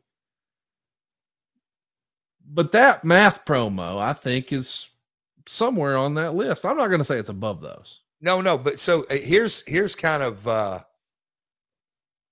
oddity, if you will. And maybe this is very complimentary of the old calculus promo. Nowadays, well, it started in the Attitude Era, because Hard Times, what year was that done? 80s? Yeah. Somewhere in the 80s, right? And Rick's 85. And Rick's was definitely in the 85. Yeah. In the storytelling. There's a couple of Lawler promos about Dundee, a couple of Idol promos that were really impactful. Jimmy Hart, I remember, what do you do to a dead horse? You shoot him, when Paul Ellering came out and they had to crown a new king, just because that hit home with my childhood. Those are regional, though. I'm saying national. Austin 316's there, right? So here's where I'm going with it. In the late 90s, they all turned to catchphrases. Yes. Rock had no matter what it was, even, Mick Foley or Mankind, Have a Nice Day. But his were some awesome promos, but it's all about the catchphrase. DX, all about the catchphrase. Scotty did this in 08 when it was an era of the catchphrases. That's what I'm saying. I think in a way makes it so, I hate to say it, but special or unique. He did it in an era of catchphrases because, nowadays it is so hard to resonate, but I think so important. I think that's one of the things that resonated with us going down to the farm. It was a 90-second, maybe, story. I love it. I think it's fantastic. We're going to do our best math swag over at boxinggimmicks.com to celebrate it too. It's just gold, man. And it's so cool that we've got it. And it was like, of all the people too, like you go back and you look at the Steiner brothers stuff, man, he almost never talks. Yeah. It's like when he becomes the big bad booty daddy, when he becomes Big Papa Pump, the switch flips. And that was just gold. And supposedly he does it in one take. You could hear the flubs, but that kind of makes it real. Like that's him talking. Yeah. Yes. I just love it. And yeah, I would put it up there when people talk about I'm not saying most important promos in history. I want to be clear. I'm just saying the ones that are referenced the most. Referenced, yeah. Like when you talk about most important, you would definitely include Hulk Hogan turning heel, Austin 316, all that sort of thing. Yeah. But goodness gracious, like as far as just fun promos that fans remember, this is on that list, man. I'm with you. Let's talk about creative here. Styles says he wants Nash to be his partner. He says it's big money. Nash said the big money is the world title. Styles says Joe's the champion now.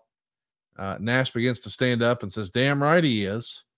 And there's a little seed being planted that Nash is the one who wants to go after Joe's title. Meltzer would say, I'm not crazy about a segment that suggests the tag tournament is a huge part of the next pay-per-view isn't worth Nash's time. That's probably a fair criticism. That if we're pushing it as it's a big deal on the next pay-per-view, but Nash is sort of like, nah, I want the world title. Creatively, I could see a criticism for that, right? Oh, gosh. Creative subjective. Yes. Without question. But going back to our biggest, by far, issue, are we trying to get ratings and tell episodic stories or trying to sell pay-per-views monthly, which the model was broken. So, yeah. So we planting seeds to create Joe opponents at the top of the card, or are we going to try to sell pay-per-views this month for the tag title tournament? That's kind of the dividing line. Who's your master there? AJ is going to wind up in the tag tournament, and he's going to be teaming up with Super Eric, and they're going to defeat The Rock and Rave Infection to get into the tournament for these vacant tag team titles. They made a good team, Eric Young and AJ Styles. You know who else makes a good team? You and your wife cooking supper together thanks to our friends at HelloFresh. Now, what is HelloFresh? Well, with HelloFresh, you get farm fresh, pre-portioned ingredients and seasonal recipes delivered right to your doorstep. You get to skip the trips to the grocery store and just count on HelloFresh to make home cooking easy, fun, and affordable. That's why it's America's #1 meal kit. Flavors in full bloom, man. What I like about HelloFresh is they do more than just delicious dinners. They've got 40 weekly recipes you can choose from, but they've got 100 other items to round out your order. Snacks and lunches and desserts and pantry necessaries, everything you need, you can get delivered. But my favorite part for real, Sal, not only is it better, it's cheaper and it's faster. They call them their quick and easy meals. You can get done in less than 15 minutes. What? Now here's what they do. They let you skip that time at the grocery store where you're going to overbuy. You don't have to worry about that here. You're going to get fresh, pre-portioned ingredients. You get exactly what you need. And right here in May, they're celebrating Asian, American, and Pacific Islander Heritage Months. You can try all kinds of fun stuff, man. I'm trying stuff I've never even been able to pronounce, and it's delicious. And I like it. It gets me out of my rut. I mean, it's so easy, even I can do it. There's pictures, Jeff. Like, that's how easy it is. It's also cheaper than going to the grocery store because you're not overbuying. You get exactly what you need and nothing else. There's no waste. It's also cheaper than takeout, like 25% cheaper. I have to admit, I don't consider myself a pro in the kitchen, but they make it super easy. I'm telling you, the directions, they're all there. Everything you need. And what I like most is that it really is fresh. Like they tell me that it's from the farm to my front door in less than 7 days. How do you beat that? So it's everything is picked at its peak ripeness. So you know it's awesome as soon as you open the box. And we've mentioned it here before on the show. This is something to do with your family. Like it's going to bring you closer together when y'all are cooking together. And when she finds out that you ordered supper and y'all are going to cook together, buddy, it pays dividends. Roll Tide. It saves you time. It's better for you. It tastes better. Brings you together. I just love HelloFresh. You will too. Go right now to HelloFresh.com/MyWorld16 and use the code MyWorld16 to get 16 free meals plus free shipping. Hey, I want to repeat that. 16 free meals? Are you kidding? Go to HelloFresh.com/MyWorld16. Use the promo code MyWorld16 and you'll get 16 free meals plus free shipping. HelloFresh, America's #1 meal kit.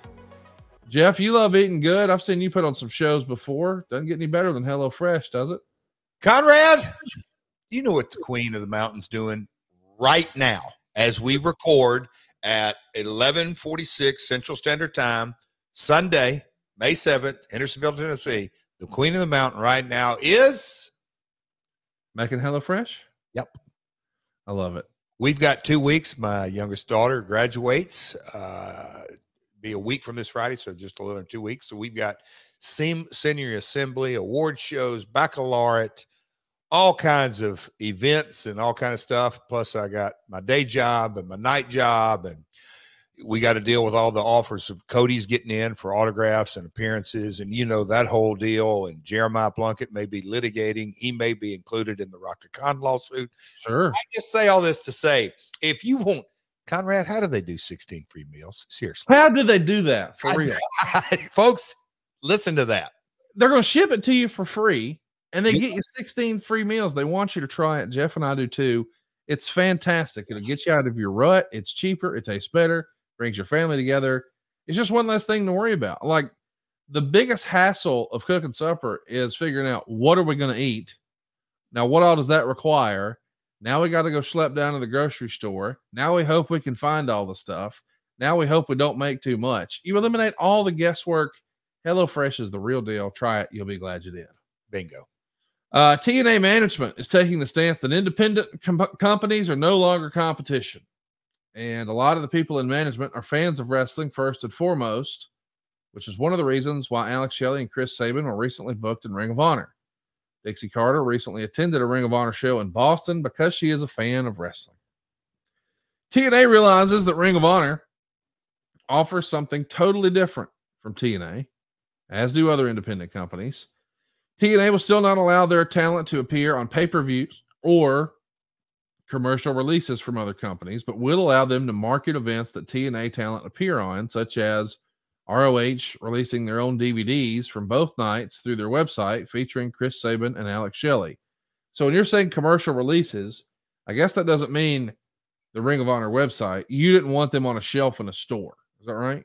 Yes, and it was kind of gray area. The target would move, and Conrad, thinking back during this time, I love creative and producing TV, and because at this time I wasn't wrestling, but you know, just the business of the business is always going to be in my blood. But having to deal with this kind of gray area, it was such a taxing, burning up brain power, because on the one hand, we are in the DVD business. So how are we going to sell DVDs if this talent is on ROH DVDs? Okay, I get that. But you know, these guys, you know, we're paying them wages where they're not putting money into their SEP. they're not making retirement money. It was such a juggling, balancing act. And, you know, it was a moving target, but the short answer is what you just said was, we can't compete with ourselves in shelf space, but that's not easy. It wasn't easy to do. Let's talk about where you are viewership wise. The average audience in February is 1.53 million. In March, you're down to 1.4 million. In April, you're down to 1.33 million. Now, Eric Bischoff often tells us on his podcast, 83 Weeks, he doesn't put much stock in this. Like, it's a rounding error. It's just a little bit here or there. That's not significant. I wonder, from your standpoint, over a 2-month period, does losing 200,000 viewers based on the ratings, and just to let everybody know, that is not a foolproof system. It's really archaic and silly and outdated, but still, it is the way the television industry was determining the value of the shows and what to charge for their ads. So it is important, as flawed as it may be. Was that something that you would even discuss with Spike, or was it not really an issue? See, and that was where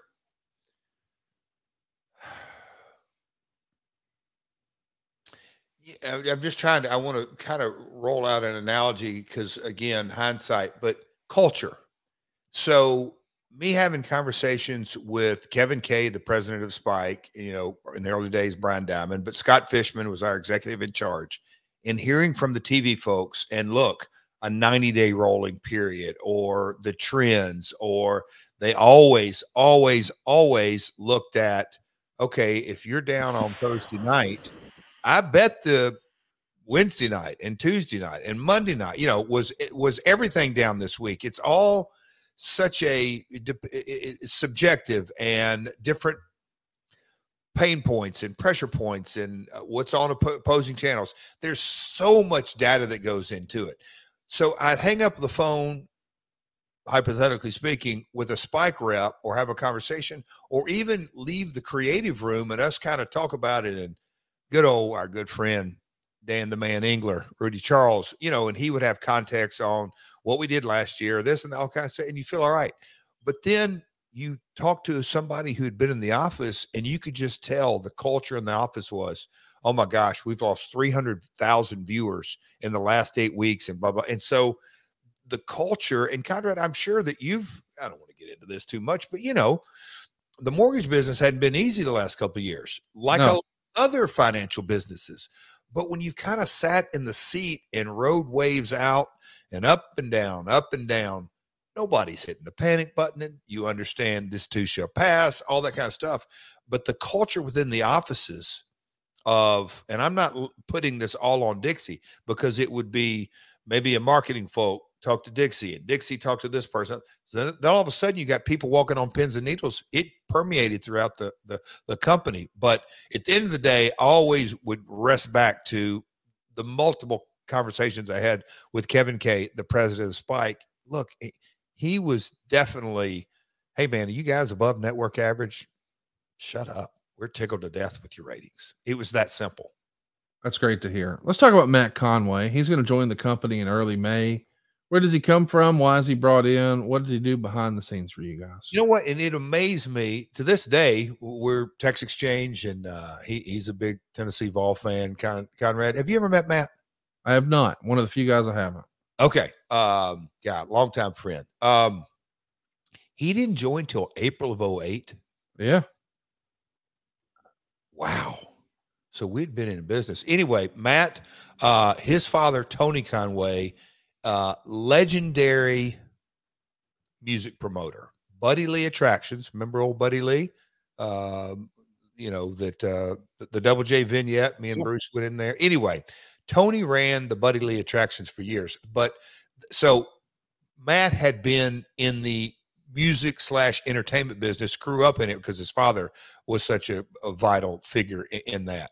But Matt loved his wrestling and knew it. And I don't know exactly the connection, but somehow he got hired on and was kind of marketing department at first.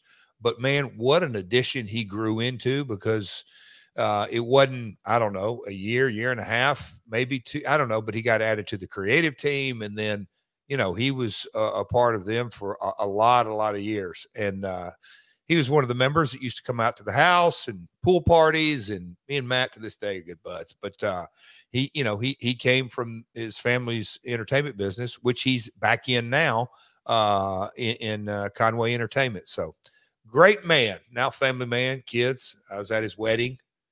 Wow, time flies. I was at his wedding, and now he's got several youngins. Does he know what causes that? I don't know, but I hope like hell he's not added to the Rhaka Khan lawsuit, because he's in this time frame. Well, the pro tip, Mr. Conway, is back up just a little bit and you should be all set. Just back up just a little bit. Backstage on TV, we're going to see Cornette address a room full of TNA knockouts. And he says, ever since the big makeover battle royal, where one of them gets a title shot, but another gets her head shaved bald, he's been accused of being a mean, bad person. And he wants them to think of him as more of a father figure. So he's concocted a match to give them a prize, an immunity match. The quote unquote girl who wins the match is immune from getting her head shaved at Sacrifice. He says there's a 10-foot pole in the ring, and that looking around this room, a lot of you've probably practiced using a pole before. And he said there's barber shears that would be at the top of the pole. Cornette said TNA fans are paying their good money to see one of them get their head peeled like an egg in the middle of the ring, and he vowed it would happen no matter what. And when the match took place a few minutes later, there was a lot of climbing to the top and scaling the pole and other women trying to yank them down. And in 5 minutes, Jackie knocks a number of women out of the ring, climbs to the top rope. ODB drops her to the mat. Gail quickly scales to the top, grabs the shears, and earns immunity at the pay-per-view. So listen, I understand that we're trying to be funny. I don't think we could do something like that today. No. Shaving their head or saying, well, some of you ladies have been on a pole before, but what's the thinking with the creative here? Who deserves the credit or the blame, as it were? A little of both. The genesis of all of this, how long did the match go? 3.5, 4, 5 minutes? 5 minutes, something like that. It's a 5-minute infomercial for Mike and Don to talk about. You will see someone gets their head shaved. Yeah. One of these ladies. Yes. And, you know, they did high spots where you could highlight, hey, it could be Gail or Hemi or Tracy Brooks or whatever it may be. But it was a 5-minute infomercial. God, man, you couldn't do this day and age at all. And it wouldn't. But anyway, it was to sell pay-per-views. What if I'm just thinking out loud here now. What if we did a woman has to get her head shaved match and we put you with Karen in your corner at Wembley? Like, you think Karen would be down for that? Doing great things with wigs these days. They are. That would be my sell job. Yes. You know, Karen, at times you've probably liked the idea of getting extensions. Well, what if we got like a whole bunch of them, babe? I'm just saying, your old boy here, Double J, he's done hair matches in Mexico. And if you're thinking what I'm thinking, Tony Khan might give a little better payoff than we get with Triple A. So maybe, hypothetically, honey, we need a tritune, you know, just throwing it out there. Next up on the show, we see this main event. Scott Steiner and Kurt Angle, who aren't in a match against Samoa Joe, by the way, at the pay-per-view for the title. They're going to team up. So Scott Steiner and Kurt Angle are team members here. And little Papa Pump has little Petey Pump talk some sense into these guys, and they calm down so they can work together to take on the team of Samoa Joe and Kevin Nash. And in the end, Nash is going to catch Angle, set up a choke slam, but Steiner hits Nash with a pipe. The ref doesn't see it. Steiner covers Nash for the 3 count, and afterwards, Angle stares down Steiner for making the cover himself. Steiner's going to brush off Angle and pose on the second rope. Angle comes up behind him, gives him the Olympic slam and an ankle lock, 1.5 stars. It's pointed out that Angle is down in weight, and he's proud of it. He's telling people he's 200 pounds. Are you at all concerned that there's some off the field trouble at the time, or is the guy just changing his training regimen? He was so lean. I didn't, you know, he's a machine. He is. Yeah. So I and you know, I don't even, but no, I didn't have any second guessing or thoughts. The dude's in shape. He looked great. You know, some people like a bulked up Kurt, some people not, but at the time I liked the lean Kurt. He looked like a badass to me. Yes, I agree. Abs, yeah. all of that. And you know, as far as you kind of hear the setup for all this, again, we wanted to show Joe being vulnerable, and Kevin in the wings to go after Joe in the following months. But Conrad, these days, creative was not the easiest. A lot of fun, but not the easiest to get done. Let's talk a little bit about Abyss. He's been off TV since February, and TNA announces on the website that he's due to return. TNAWrestling.com has learned that on Monday morning, a tape was delivered to the TNA Wrestling offices in Nashville, Tennessee, containing what some claim is new, quote-unquote, disturbing footage of Abyss. Abyss has not been seen or heard from since he left TNA in February. You can watch the video from his last appearance below. TNA management plans to air the tape in its entirety this Thursday night on Impact on Spike TV. Thus far, no one in management has viewed the tape that is commenting on its contents or the status of Abyss. What's the thinking here and keep it? Is it just he's been on TV enough? He needs a break, or was there an injury or something larger at play? I don't recall an injury. I'm wondering if we finished the storyline and we didn't want to keep, because he was producing backstage. I don't know the exact situation why he was off. I feel like we were giving him not a reset, but come back, take a rest and come back at the right time. So Petey Williams gets hurt here. It's a 6-way X Division match that goes back to April 29th. He's going to catch an errant knee from Jimmy Rave, and he knows he's hurt right away. I guess when he first comes to the back, he thinks maybe it's a broken jaw. It turns out it's a cheekbone, and he's freaking out because he doesn't have insurance. But Terry Taylor, who works for TNA, says if you go to the hospital, the company's going to pick up the bill. So we went. Quote, TNA desperately needs to make that a policy with everyone. No word on how long he'll be out. No decision has been made because the booking meetings aren't until early in the week. Most likely, unless he'll be back quickly, they'll put the X Division title on the winner of the new domed cage match. This is something that has been discussed for a long time because different folks at different times were injured while they worked for TNA, like Daphne. And it became a hot button issue. And unfortunately, the same name circulates. And Terry Taylor, what was the official policy? And were there times, as far as you know, at times were there trouble, or were there times where it was trouble to adhere to that policy, where maybe the company wasn't doing what it said it was going to do? Yeah, there was always, again, company policy was, we'll take care of it. If it happened in our ring, we're going to take care of it. The gray matter became people showing up with medical bills and like, oh yeah, I hurt this 2 months ago.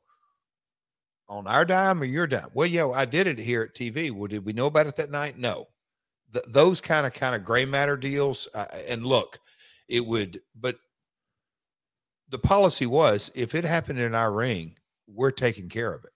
And there were more times, you know, you always hear about, oh, well, it's a little gray matter and all this. And I know that ultimately ended up in Dallas's decision pot. Well, document when it happened. And but we're not paying for you to get fixed if you got hurt on an independent show, or, you know, it's a long time injury or whatever it may be. But we paid a lot more than we disputed, I'll say. But Petey, on this specific one, I remember him freaking out because it was a freak deal in the match. What is it? His orbital, for some reason, I think his orbital deal. It was like a kind of a freaky, scary deal. What is the orbital bone? Well, Meltzer calls it a cheekbone, but I call that an orbital. Yeah, right? Yeah. Hey guys, Eric Bischoff here, and just want to call a quick timeout.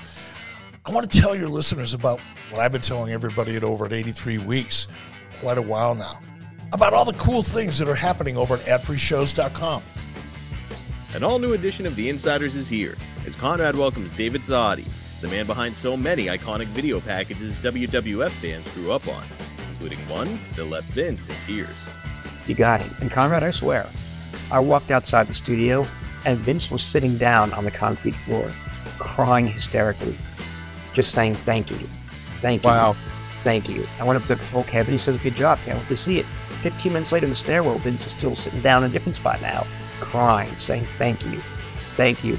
Jim Johnston created the soundtrack for generations of WWE fans with some of the most iconic themes in history. Jim sits down with Conrad to take us behind some of those classic themes, including The Ultimate Warrior. And then I recorded that. And then just over that, you're just doing...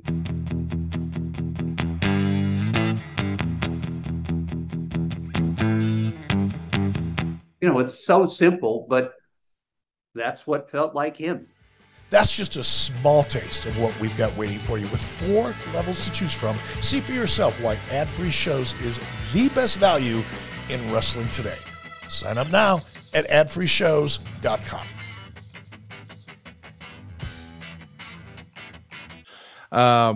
You're going to make the Observer too. There's no set time for a return, but Jeff Jarrett, who just turned 41 a few weeks ago, is not retired. and for the past year has been waiting for the right time to return. The gist is JArrett wants to return to have a major impact and be in the title picture, and the political situation with the title revolving around Angle ever since he came to the company has made it never the right time of late. Unlike WWE, which changes focus hourly, TNA actually has a long-term direction decently well planned, and you can see the seeds planted for future programs with the current ones ongoing. The live crowds hated JArrett with a passion, much of it not positive heat when he was on top before, but much has changed since then. It's a different audience that isn't as critical. The company is more stable, so there isn't a resentment level that he's holding them back due to ego. I think he'd be a fresh face in the mix and can be in some main events, but I hope to God that the days of the regular 5 ref bumps and 20 guys interfering in every world title match don't come back. I find that interesting because you're still involved in creative in the day-to-day business, but it's as if he thinks those ref bumps will only appear if you're in the ring. That's a little silly, no?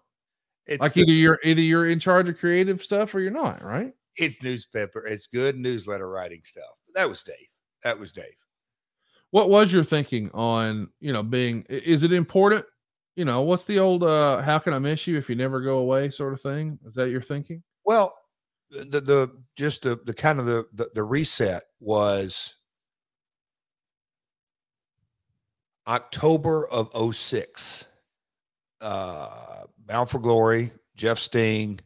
I lost, went home, that type deal, a real story, or the home personal life.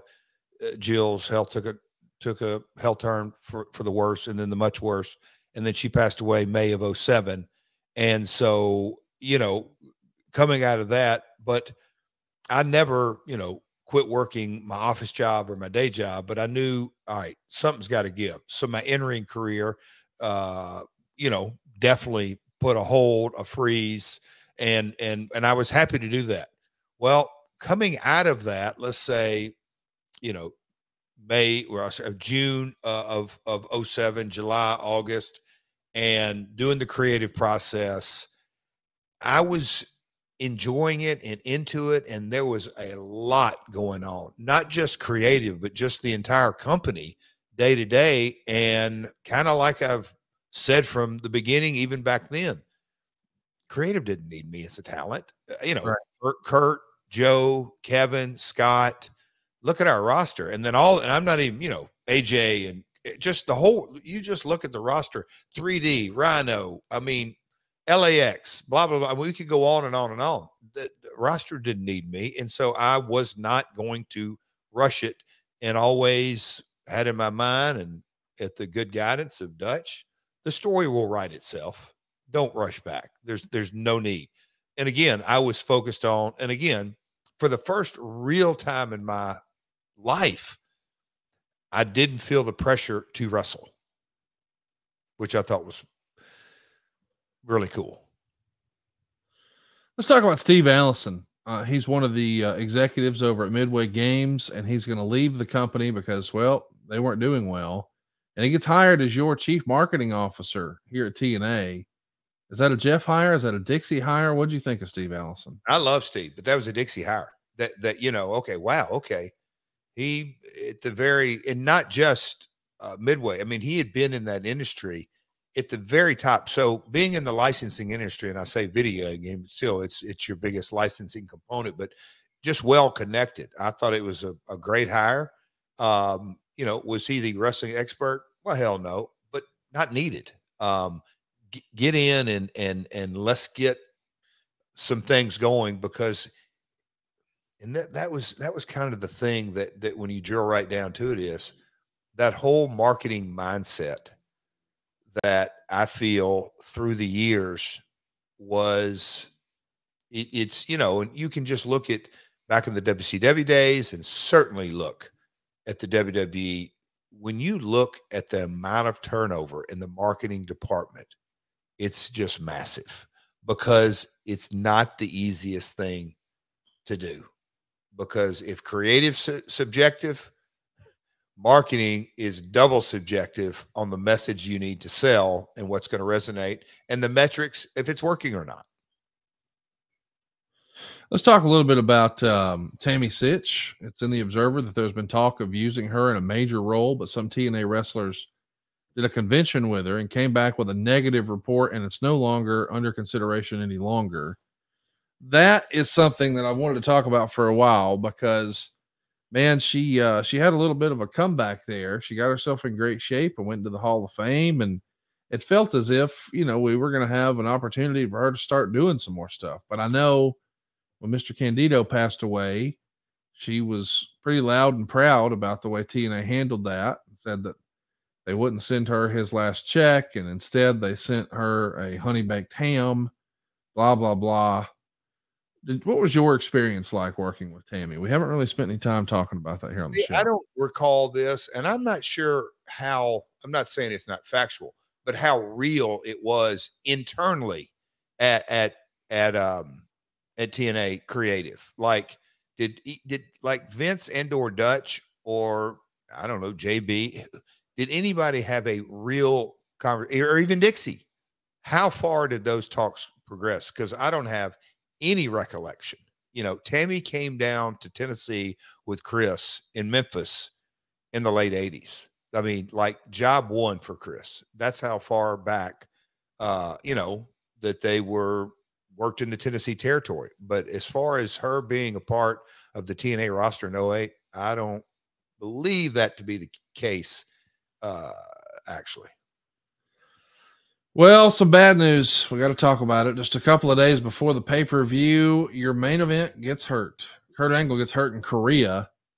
It's written in the Observer that he suffers 3 cracked vertebrae and 2 herniated discs in his already thrashed neck in a match in Seoul, Korea on May the 5th. It's a 3-way match here. One of the other fellows drops him on his head with a body slam.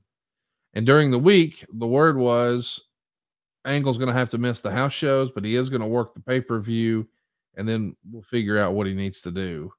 He ends up deciding, nope, I'm going to work the house shows, but he apologizes for not being able to wrestle, but he says he is going to wrestle on the pay-per-view.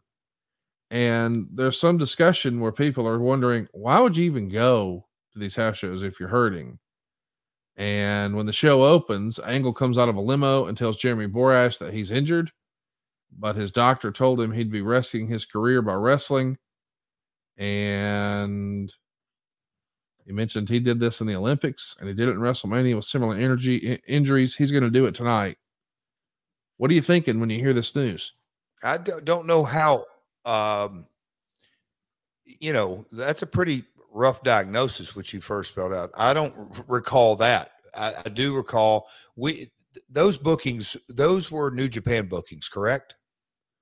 I'm not sure if it's through New Japan, but I would imagine. Yeah, I think it's other, because I think his opponents are, I believe, and there was a healthy relationship. God, when I think back to how, at one point, how healthy the TNA Entertainment and New Japan Pro Wrestling relationship was, and then what it went to, damn.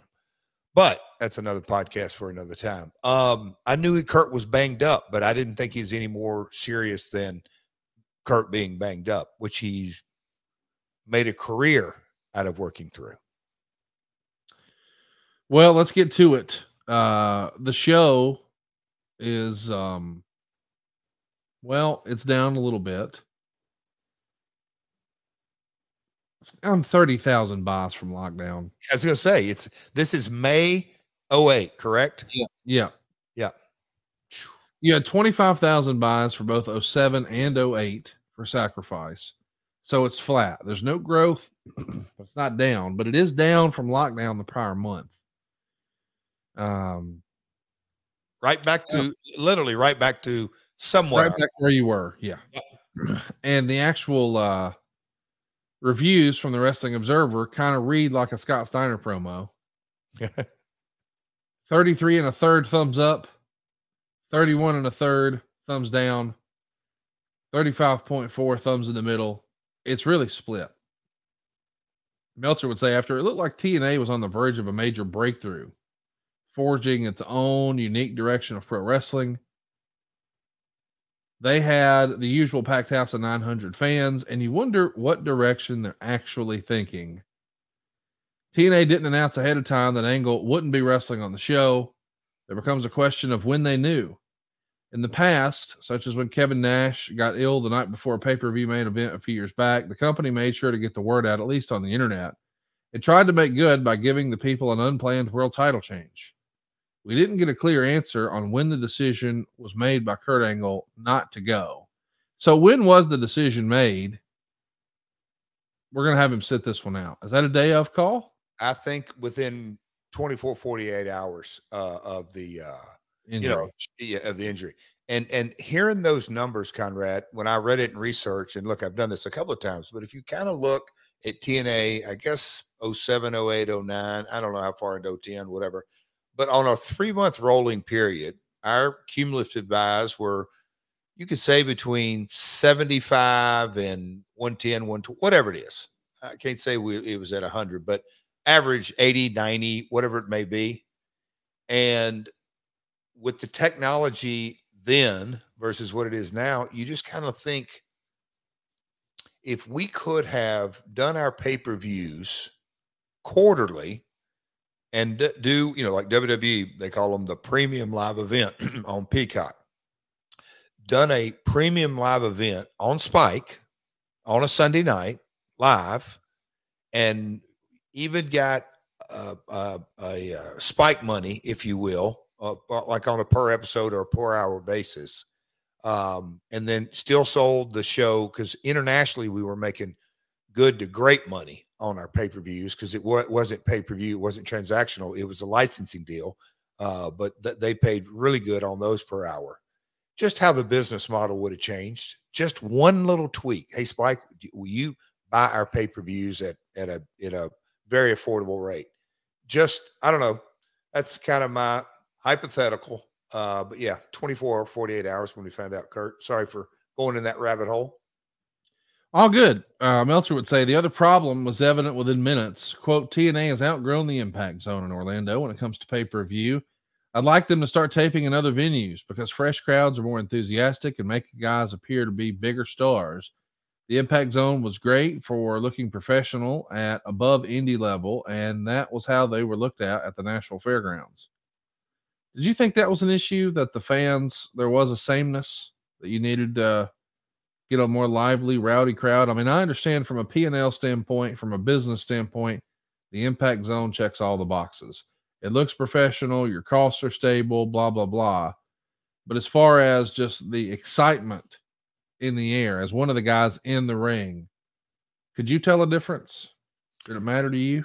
I could kind of tell you a lineage of, and by the grace of my world, I've gotten a much clearer picture, but from, I'm talking 06, 07, whether it was Dixie or Vince Russo, or, and we can go that, and then, Eric and Bruce or Hulk or Dean, I don't say Dean, but just the whole lineage. Oh man, this damn impact zone.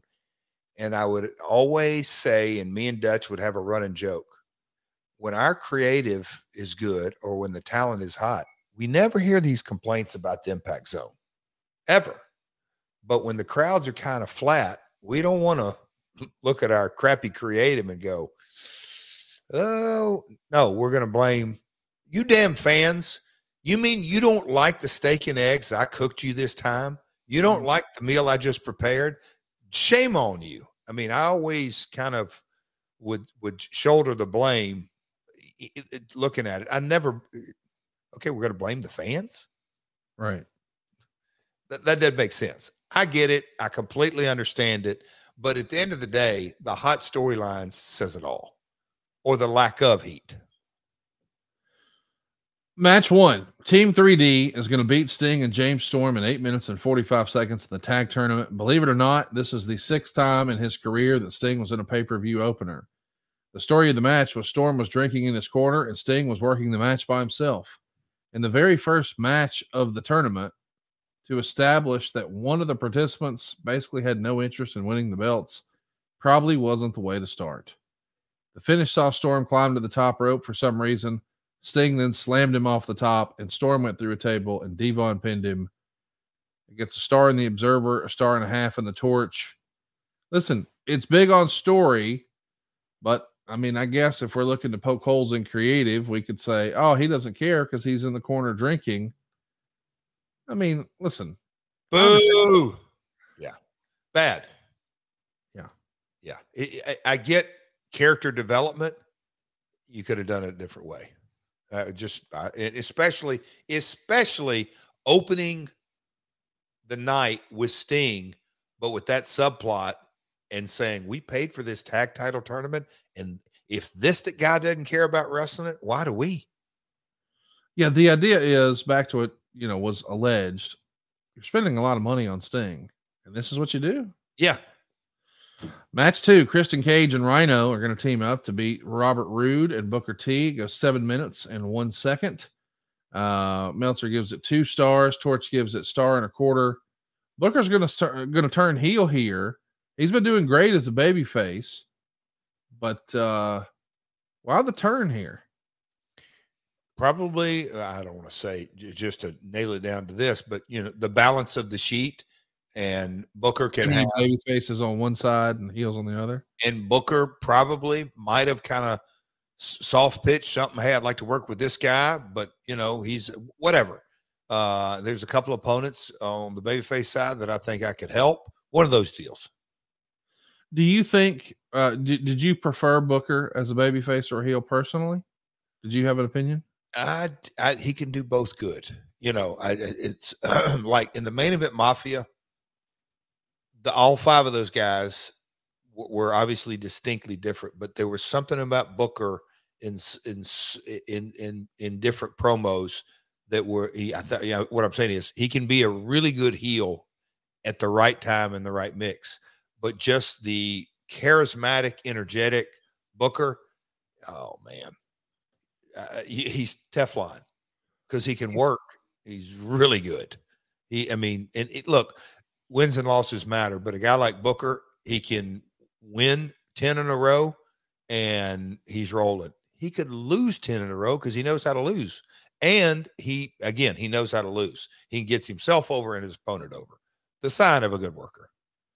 And a really charming, personable guy too. Like probably easy to do business with, if I had to guess. And what you see on Booker, and look, now Booker commentary, and a lot of folks have that kind of set point. He's good, but as a talent, I just think Booker as a babyface is his sweet spot. I'll say that. I think that's his best role in the industry. Next up, we got Homicide and Hernandez. They're going to pick up a win over Kip James and Matt Morgan. Kip is going to make fun of how short Homicide was. Morgan accidentally kicks James, and Hernandez pins him. Star in the Torch, 0.5 star in the Observer. So far, the 3 random teams have all lost. Now it's AJ Styles and Super Eric getting a win over Awesome Kong and BG James. They go 5 minutes and 29 seconds.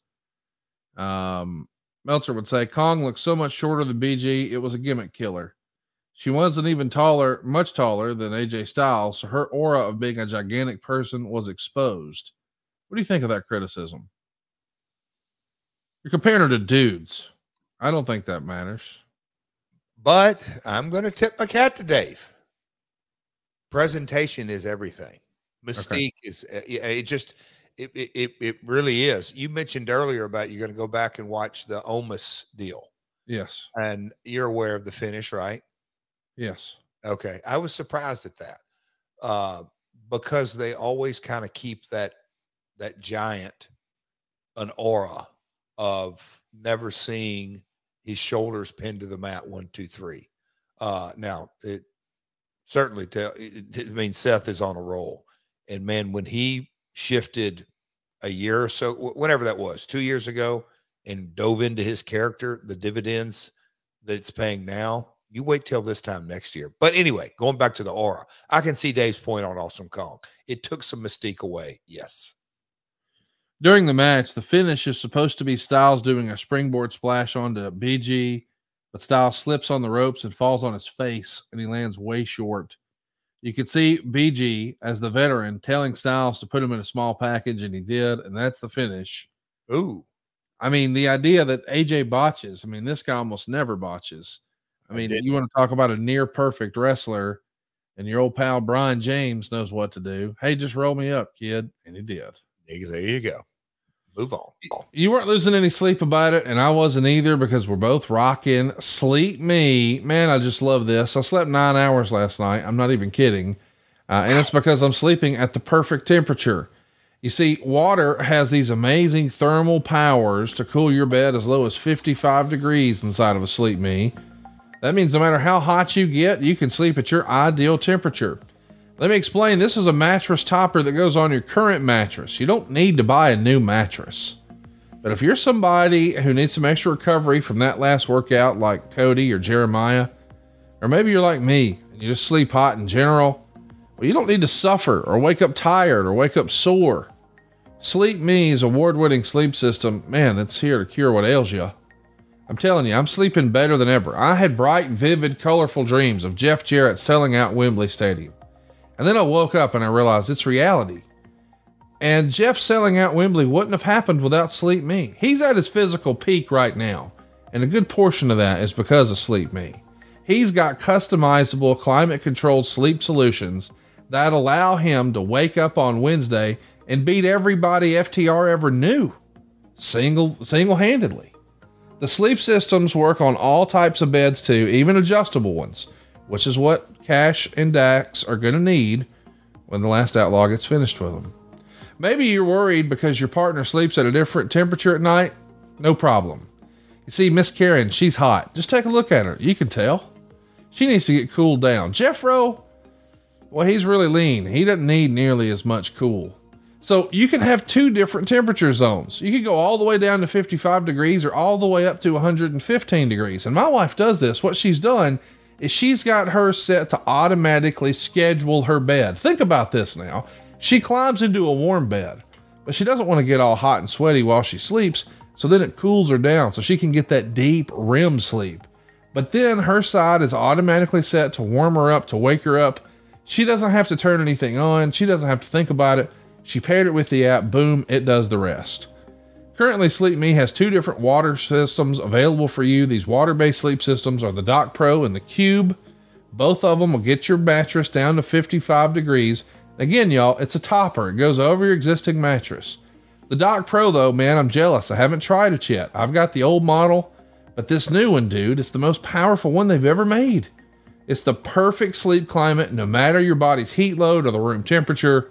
If you need better athletic recovery, or you're suffering from hot, uncomfortable sleep, you got to check out Sleep Me at sleep.me/myworld. That's sleep.me/MYWORLD. As a listener of this podcast, man, you'll save 20% on a sleep system when you use our promo code MyWorld. It really is a game changer. You got to check it out. Sleep.me/myworld. And remember, save up to 20% when you use our promo code MyWorld. Jeff, you think we should order two of these, one for Dax and one for Cash, just so they can get a good night's sleep after you take their gold from them? Well, let's get two of them. I'll get one, you get one. I think I need to give one to Mr. Briscoe first and foremost, my friend. Yes. Then I'll consider, Dax and Cash going out in the woodshed. They'll get over it. They'll get over it. But let me ask you this. Do you think after you beat them, like we all know, listening to this program, you're going to, you reckon you'll need a wheelbarrow just to carry around all your belts? Have you seen that photo going around online with, I have a couple of belts on my shoulders and around my waist and every belt in AEW? I mean, that's what I'm thinking. You leaving Wembley, as I understand it, you're going to have the ladies title, the men's title, the trios belts, both of them, the TBS belt, the TNT belt, and you'll have the tag titles. I mean, and we know you got Orange's belt. You gave Orange a replica. We know that. Yeah, I'm headed over to Wembley with the tag. So it's what am I coming home new with? I'm just saying, how are you going to get them on the plane home? You need a wheelbarrow. We need a wheelbarrow sponsor, Dave Green. Get us. There you go. Now we're talking, pal. Okay, so literally every random team lost in the first round, so maybe this wasn't our best idea. But next, we've got Kaz winning the Escape from the Terror Dome match. It goes 10 minutes and 32 seconds. What a monstrosity this contraption is. And this is allowing him to earn his way into the main event. Remember now, Kurt Angle's out. So Kaz is now the third man. He's going to have to wrestle twice, but he's getting a world title shot. And he got an X Division title shot from Curryman, Sanjay Dutt, Consequences Creed, Shark Boy, Jimmy Rave, Chris Sabin, Alex Shelley, Johnny Devine, and Jay Lethal. The original plan, of course, is for Petey Williams to be in it and for him to, go ahead and have the title. But since he's out and he's hurt, things change. Here you go. Kaz is your winner. A lot of talent in there, man. Curryman's Christopher Daniels. We know he's in AEW. We know Sanjay Dutt's in AEW. Consequences Creed's Xavier with the New Day over in WWE. I'm not sure what Shark Boy's up to, but I'm sure he's making money at the gimmick table. Sure, unfortunately, Jimmy Rave is no longer with us. Chris Sabin and Alex Shelley tearing it up in Impact. Jay Lethal's with you. There's just, this was 15 years ago, and these guys are still blowing and going in pro wrestling, man. You ain't kidding. And the Terror Dome, for you folks just listening, you can go to YouTube and check out a picture of that Terror Dome. But at the very tip top, we had to have an official, a TNA official. A very special TNA official. Do you see that gentleman, Connie? Mr. Rudy Charles. Mr. Rudy Charles. And do you know, I got a little inside tip on why he is sitting tethered. I'll say tethered, like a rigger to the why he is up top at the Terror Dome. Why is that? Because he's the only freaking official that would climb the top of the Terror Dome. All the others kind of bypass this. So good old Danny Boy Engler, he took it like a champ. But man, that Terror Dome was an impressive look. Yes. And it's shades of. I saw a version of it. You say, oh, you got to have. Where'd you come about that? The movies. There was a couple of different things, but anyway, this goes back to Ultimate X. We wanted to be innovative, but Spike always loved big spectacles, but we weren't going to debut a spectacle on TV. We used it on TV a couple of times, but it was a monstrosity of an apparatus. It's a how do you say that, Conrad? It's a cage, but it's a closed cage with just about a 8-foot hole circumference at the very top of it. So to get out of it, you not only had to climb the cage, but you had to kind of climb upside down. Monkey bar style, kind of. Yes. So you had to be in shape, and the people knew it.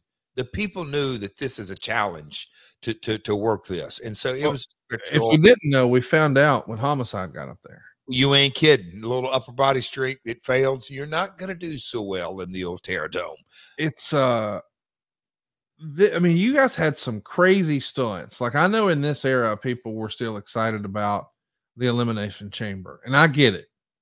But man, you want to talk about the high wire acts and this funky cage? You guys tried some crazy out there stuff. Spectacles again, trying to be innovative. The Ultimate X match caught on, even with all of our screw up rigging and the poles bending on the very first one. It's still the people were with it. We kind of knew we were. Hey, that's a ladder match without a ladder, and they got to shimmy out. But I'm going back to putting the talent over. 15 guys, or you just named 10 of them, that are still around. Yes. And 15, rewind 15 guys. These guys were in incredible shape, and they made for, God almighty, all those guys were so highly entertaining that I really think that it was that hybrid era when what was it called in Delaware, like the Super 8? But it's people said, "Oh, that's independent wrestling." Well, okay, then it in TNA we call it X Division wrestling. But trying to put stories and like giving these guys a platform, you wouldn't see the Terror Dome on an independent show.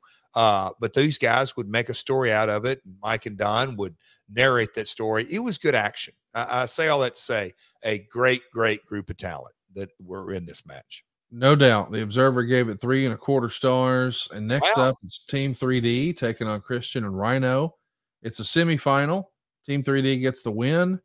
2.5 stars in the Observer. And I mean, listen, it's tough to do a tournament. You and I have talked off air before. I don't think either one of us are really big fans of tournaments. I understand occasionally there's hey, we got to do 12 big shows a year. We're going to run out of ideas eventually. We will have to do a tournament. But seeing the same, like, you want the first time they see that talent there to be a big pop, but when there's a tournament and you're seeing them over and over and over, they come out to diminishing returns as far as reactions and excitement and all that from the fans, right? Boy. And that's why it's harder, I think much harder today to do a tournament even than it was 5-10 years ago. I think part of our culture, it's that instant gratification and TikTok generation that if I don't like this video after the first 3 seconds, swipe. If I don't like this reels after the first 4 or 5 seconds, swipe.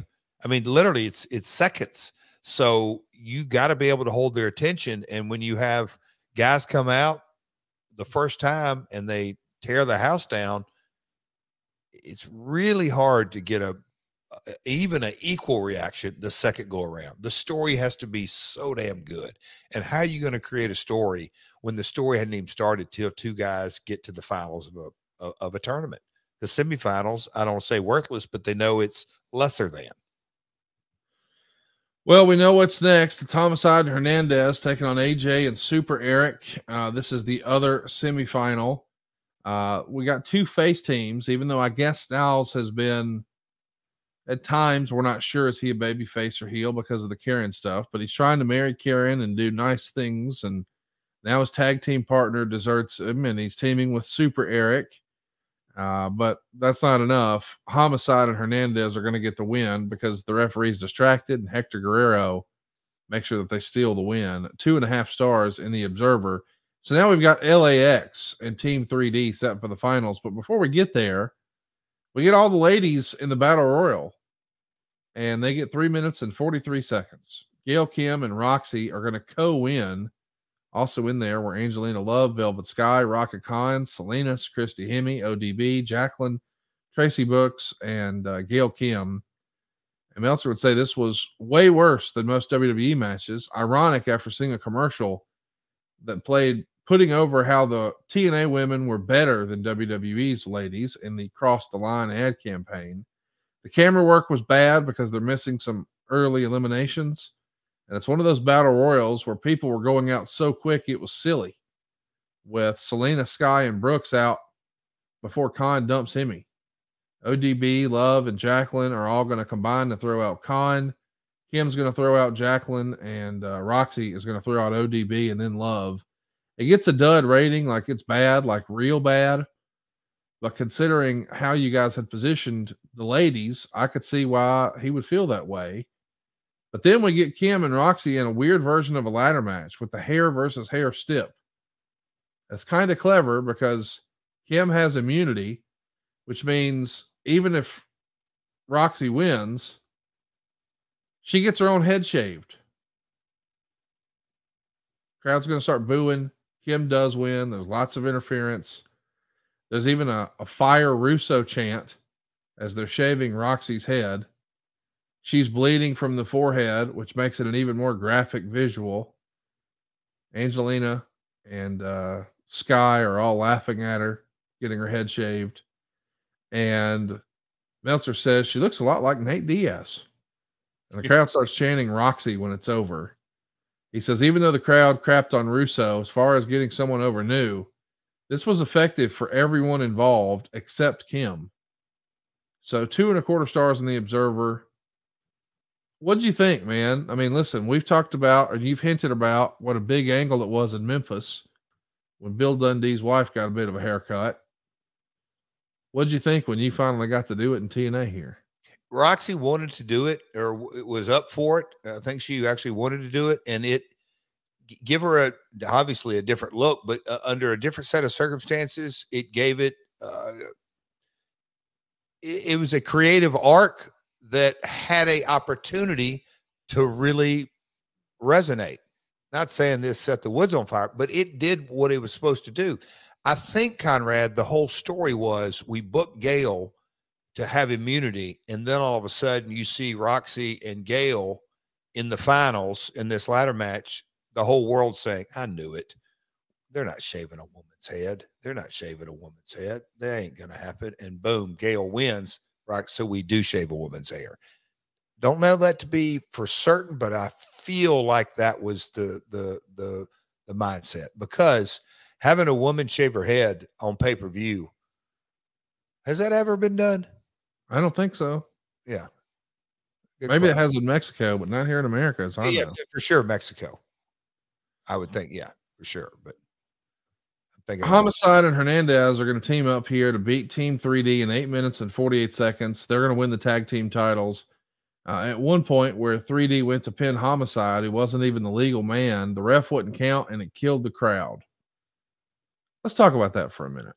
Because there's a lot of discussion, or there was a few years ago, about AEW referees. And there were people who would go on their radio shows and call out what they didn't think was the right thing for the referees to be doing, and they weren't enforcing this or that or whatever. I would argue, hey man, that may be the way it was, but wrestling changes and it evolves. And I mean, you can just watch wrestling on Monday, Wednesday, or Friday and decide that for yourself. But it's definitely an evolving industry and art form, if you will. But here the referee is doing what the old school would have do. Well, that's not the legal man. I can't count it. I mean, that is quote unquote by the book. If we're going to suspend our disbelief and pretend this is a real sport, then the referee is supposed to make that call as he would in baseball or basketball or football or any other sport. However, when he doesn't make the count, the fans are not happy with it because, hey, a big move happened, make him kick out. Where do you land on that? Because I know you're the king of, and you've taught us this well on this program, creative is subjective. What do you think about enforcing the rules? Is that old school, or is that the way to do it? You're going to get a loaded bag here. Do you have a preference? Because I've definitely got a subjective mindset. But I'll tell you this. A few years ago, I would have said, no, he's not the legal man. You shouldn't count him. And now I've evolved into, man, and a lot of this comes from me watching more lucha stuff. Hey, this is supposed to be a fun escape. Like, okay. I hate when I'm watching a football game and there's a bunch of flags. Like, I understand that occasionally we got to call one, but I think I get most frustrated when I'm watching and there's a flag that I think shouldn't have been thrown. There's a call, there's a penalty that I don't think should have existed. Okay. And it slows it down and it takes me out of it and frustrates me. And I would almost rather, let's let them be a little more fast and loose because it affects my enjoyment. And so when I'm trying to view wrestling as a sport, I say, yeah, throw the flag. But then I think about when I watch real sports and they do throw the flag, it frustrates me. And I don't want my entertainment to frustrate me. And I understand that as a storytelling device, frustrating the audience is something that can be useful. But I think here I would have said, what's the harm? Count it and let him kick out. Unless it was, I mean, don't get me wrong. If it's the real finisher and nobody's ever kicked out of it, that maybe is different.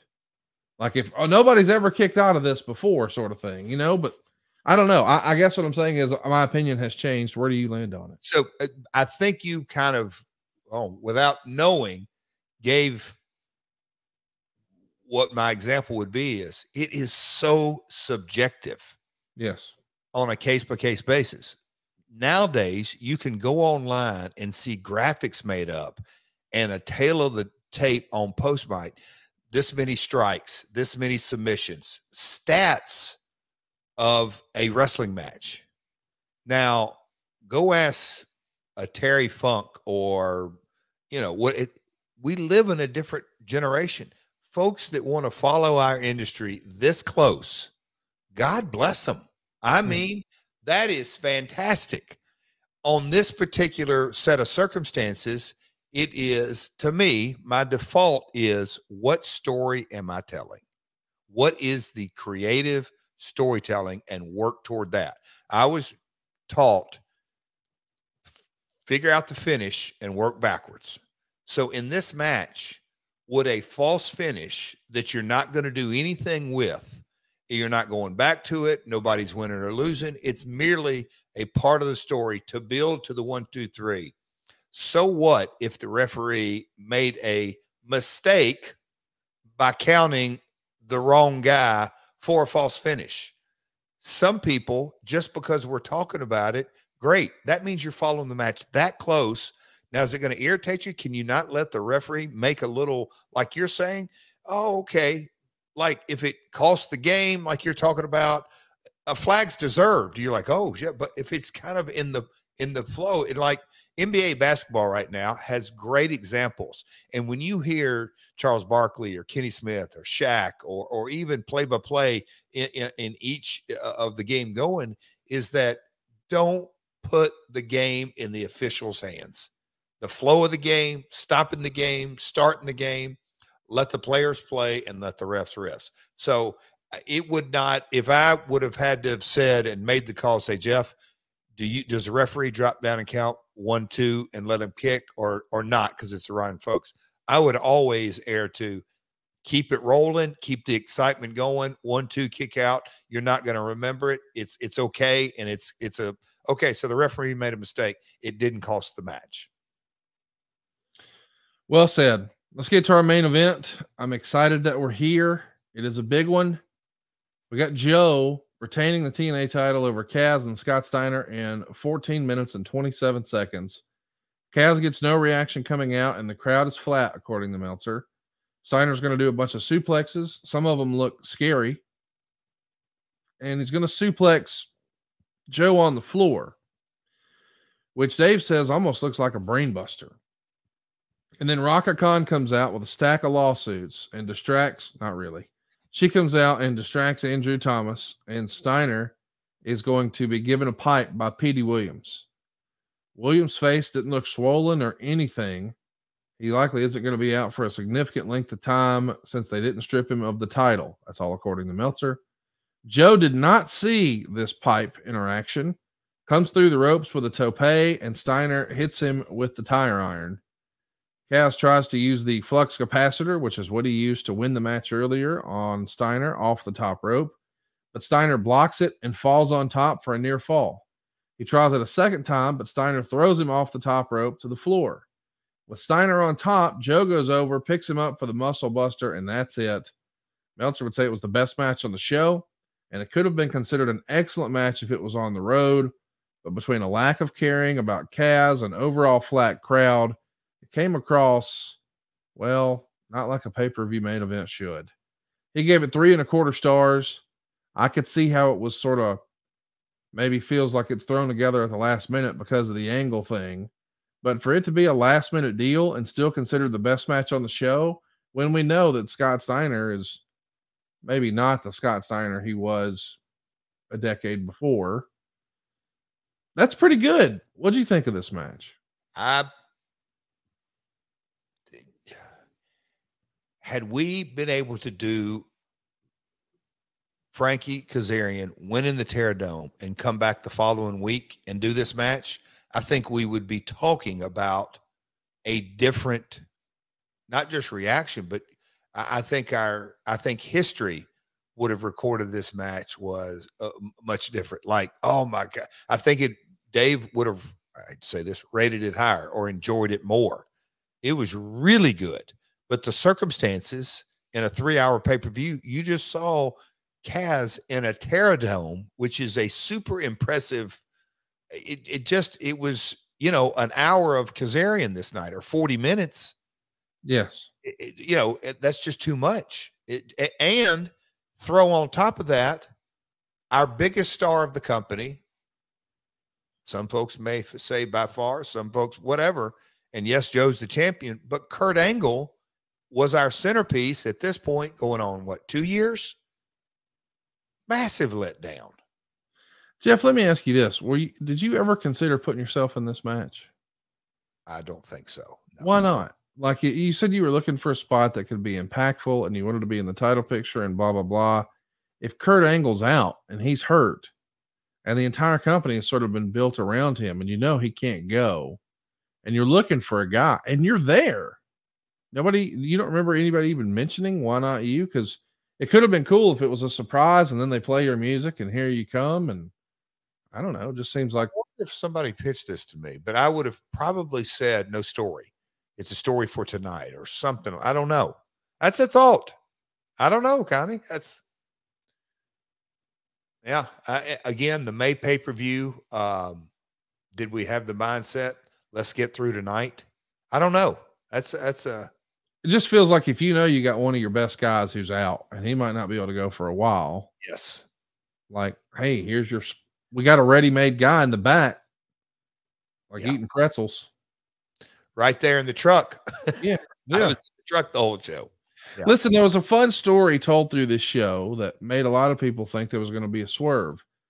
You kind of had Jeremy Borash playing instigator, where Kevin Nash shows up to the building with the Steiners, and everybody's sort of expecting Rick Steiner to show up and interfere and Kevin Nash to be there, and people are ready for the swerve with Samoa Joe, and it doesn't happen.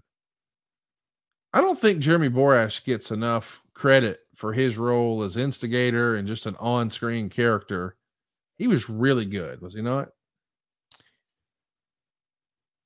So good that many a times in creative, you can tell a story through Jeremy's innuendo, facials, all that. His reaction.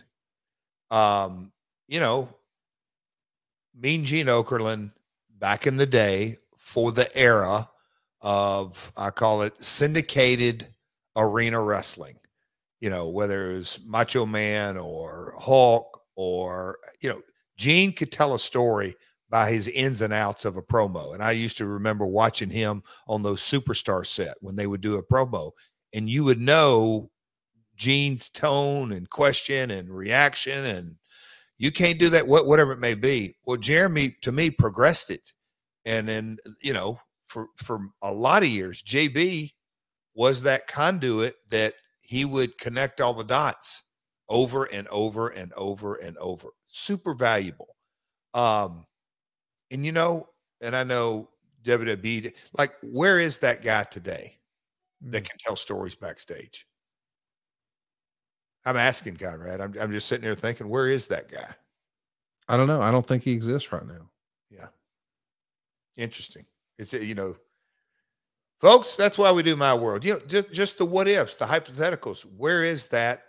Listen, I know he's probably not itching to be on camera, but and I know it's over there and we don't really know. But why the shit is Jeremy Borash not doing this for NXT right now on camera?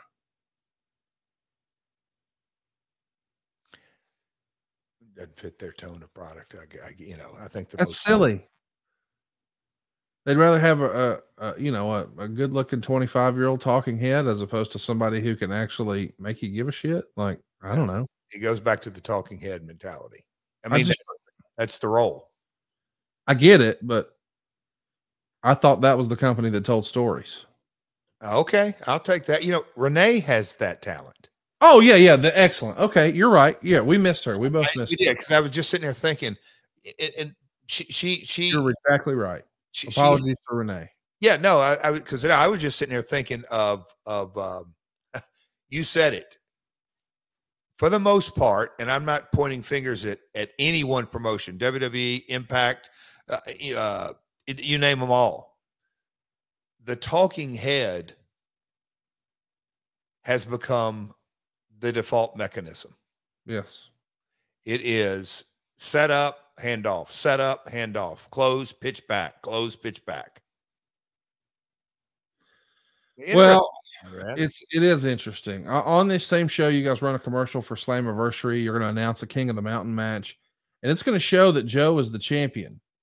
You run this commercial before the main event. Should you have waited and ran it after the main event? Those type conversations, because pay-per-view providers had to have the spot 90 days before the event. That's kind of the working deal. So how do you identify or not identify a champion? And I think the default kind of decision was put out the best spot as it exists today. it just, because you're back to the quarter, you're damned if you do, damned if you don't. And if you're, a lot of times on a pay-per-view, you didn't have to announce a match. Well, Slammiversary, at this stage, we didn't have a tag title. We didn't have an X Division title. We certainly didn't have a personal issue pay-per-view that you could put out 90 days because you had 2 pay-per-views to do before that. All right, so King of the Mountain match is what's going to happen at Slammiversary. It's the match that we can announce. Okay, so does it really hurt if you show Joe with the belt on his shoulder to signify this is going to be on the line? The whole world knows things can happen before you get there. So it's subjective again. And I don't think there's an absolutely right or wrong decision. We'll be covering that King of the Mountain match next month with Slammiversary. But next week, Jeff, we're going to be talking about all things Road Dogg. We'll pick up where you and Cassio left off on your old friend Brian James. Before we get there, though, I want to hit 2 more questions. We got one from Francis Reyes here. Who came up with the Terror Dome name, and did you have any other names considered for it? I think we had a list of names. It'd be the exercise we'd go through and just kind of by deduction. And then once you kind of narrow it down to 2, 3, 4 names, you've got to, all right, let it pass the IP. Michael Dawkins. Sniff test. No, you'd have to just find out, can we clear the IP for whatever it may be? And I don't know how we looked at Terror Dome as a wrestling IP. I don't know, but there was a process we went through.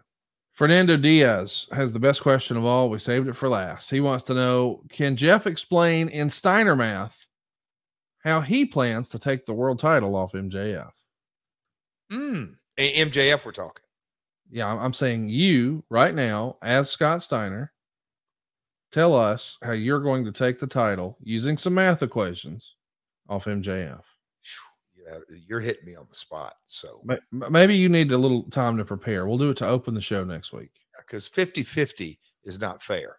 And if you take my 37 years of experience and put that into the equation, I mean, we're already going to get into calculus. I mean, we're going to have to get some formulas and just algebra 1 or Pythagorean theorem. Everybody knows that. Yeah. And yes. And we got to carry the 1. Yep. And then we take the square root of that, and the results spell disaster for MJF at Wembley. Well, and you're on a different time zone. So when you get into time zones. Yes. With your experience, and you're a little older, you get up earlier. So you're going to be more well-rested. And you got chilly sleep. I mean, you got sleep me. He don't. And I could maybe take a HelloFresh meal here and there. And I'm just saying, he's looking for a lovely lady. Oh, you've already found one. So he's going to be out carousing, not Double J. Well, the Grass Outlaw could maybe and you're the master of the 0 turn, which means there's 0% chance that he's turning around and walking home with that belt. Here we go. There it is. All right, boys and girls, get all these shows early and ad-free over at adfreeshows.com. Greatly appreciate the support. Thanks for hanging in there today. We had a long one, but this was a fun one. Goddamn, I love me some Scott Steiner, and that math promo is one of the all-time greatest. Beautiful. We want to hear from you. Tell us on social media, where do you rank it? What other promos are up there for you? At MyWorldPod on Twitter, Facebook, and Instagram. Be sure to check us out over on YouTube, MyWorld on YouTube.com. Tons of new merch, including the Grass Outlaw, available now at boxofgimmicks.com. Throw us a 5-star review if you think we've earned it, and be sure to check us out at adfreeshows.com. By the way, if your business targets men that are 25 to 54 years old, no better place to advertise than right here on the program. You've heard the same ads over and over and over for years. You know why? Because it really works. With our super targeted audience, there's very little waste. Go right now to advertisewithjarrett.com to find out more about advertising here on My World. And we want to send a sincere condolence message out to poor Jeremiah. I know he's had his last match. Cody has retired him. He is now in the record books as the 3rd member of the Rock and Roll Express. Mm-hmm. This was a lot of fun, man. I don't know what I was expecting, but I'm glad we got to do it today. I absolutely loved it today. A lot of fun, memory lane, and got to chat up. And Connie, Wednesday night, FTR, they may or may not accept, but I think they're going to get their ass whooped. I'll say that. I don't think I know. I got a crystal ball over here in the corner, and It sounds to me like you just got 10 pounds heavier, and so did Jay Lethal. That's Bingo. what it told me. Bingo. We'll see you next week right here on My World. Peace. Hey, this is Catch Wheeler with FTR, aka one half of the greatest tag team of all time, saying go right now, savewithconrad.com, and I promise you, you won't regret it. If I could say take advantage of one thing with First Family Mortgage, it is the knowledge that they have, because they have knowledge far beyond just the loan process, and they can help you out with all of that. That's how confident I am with working with these people. Like, I'm going to keep buying, and I'm going to keep going back. SaveWithConrad.com. NMLS number 65084, Equal Housing Lender. Woo!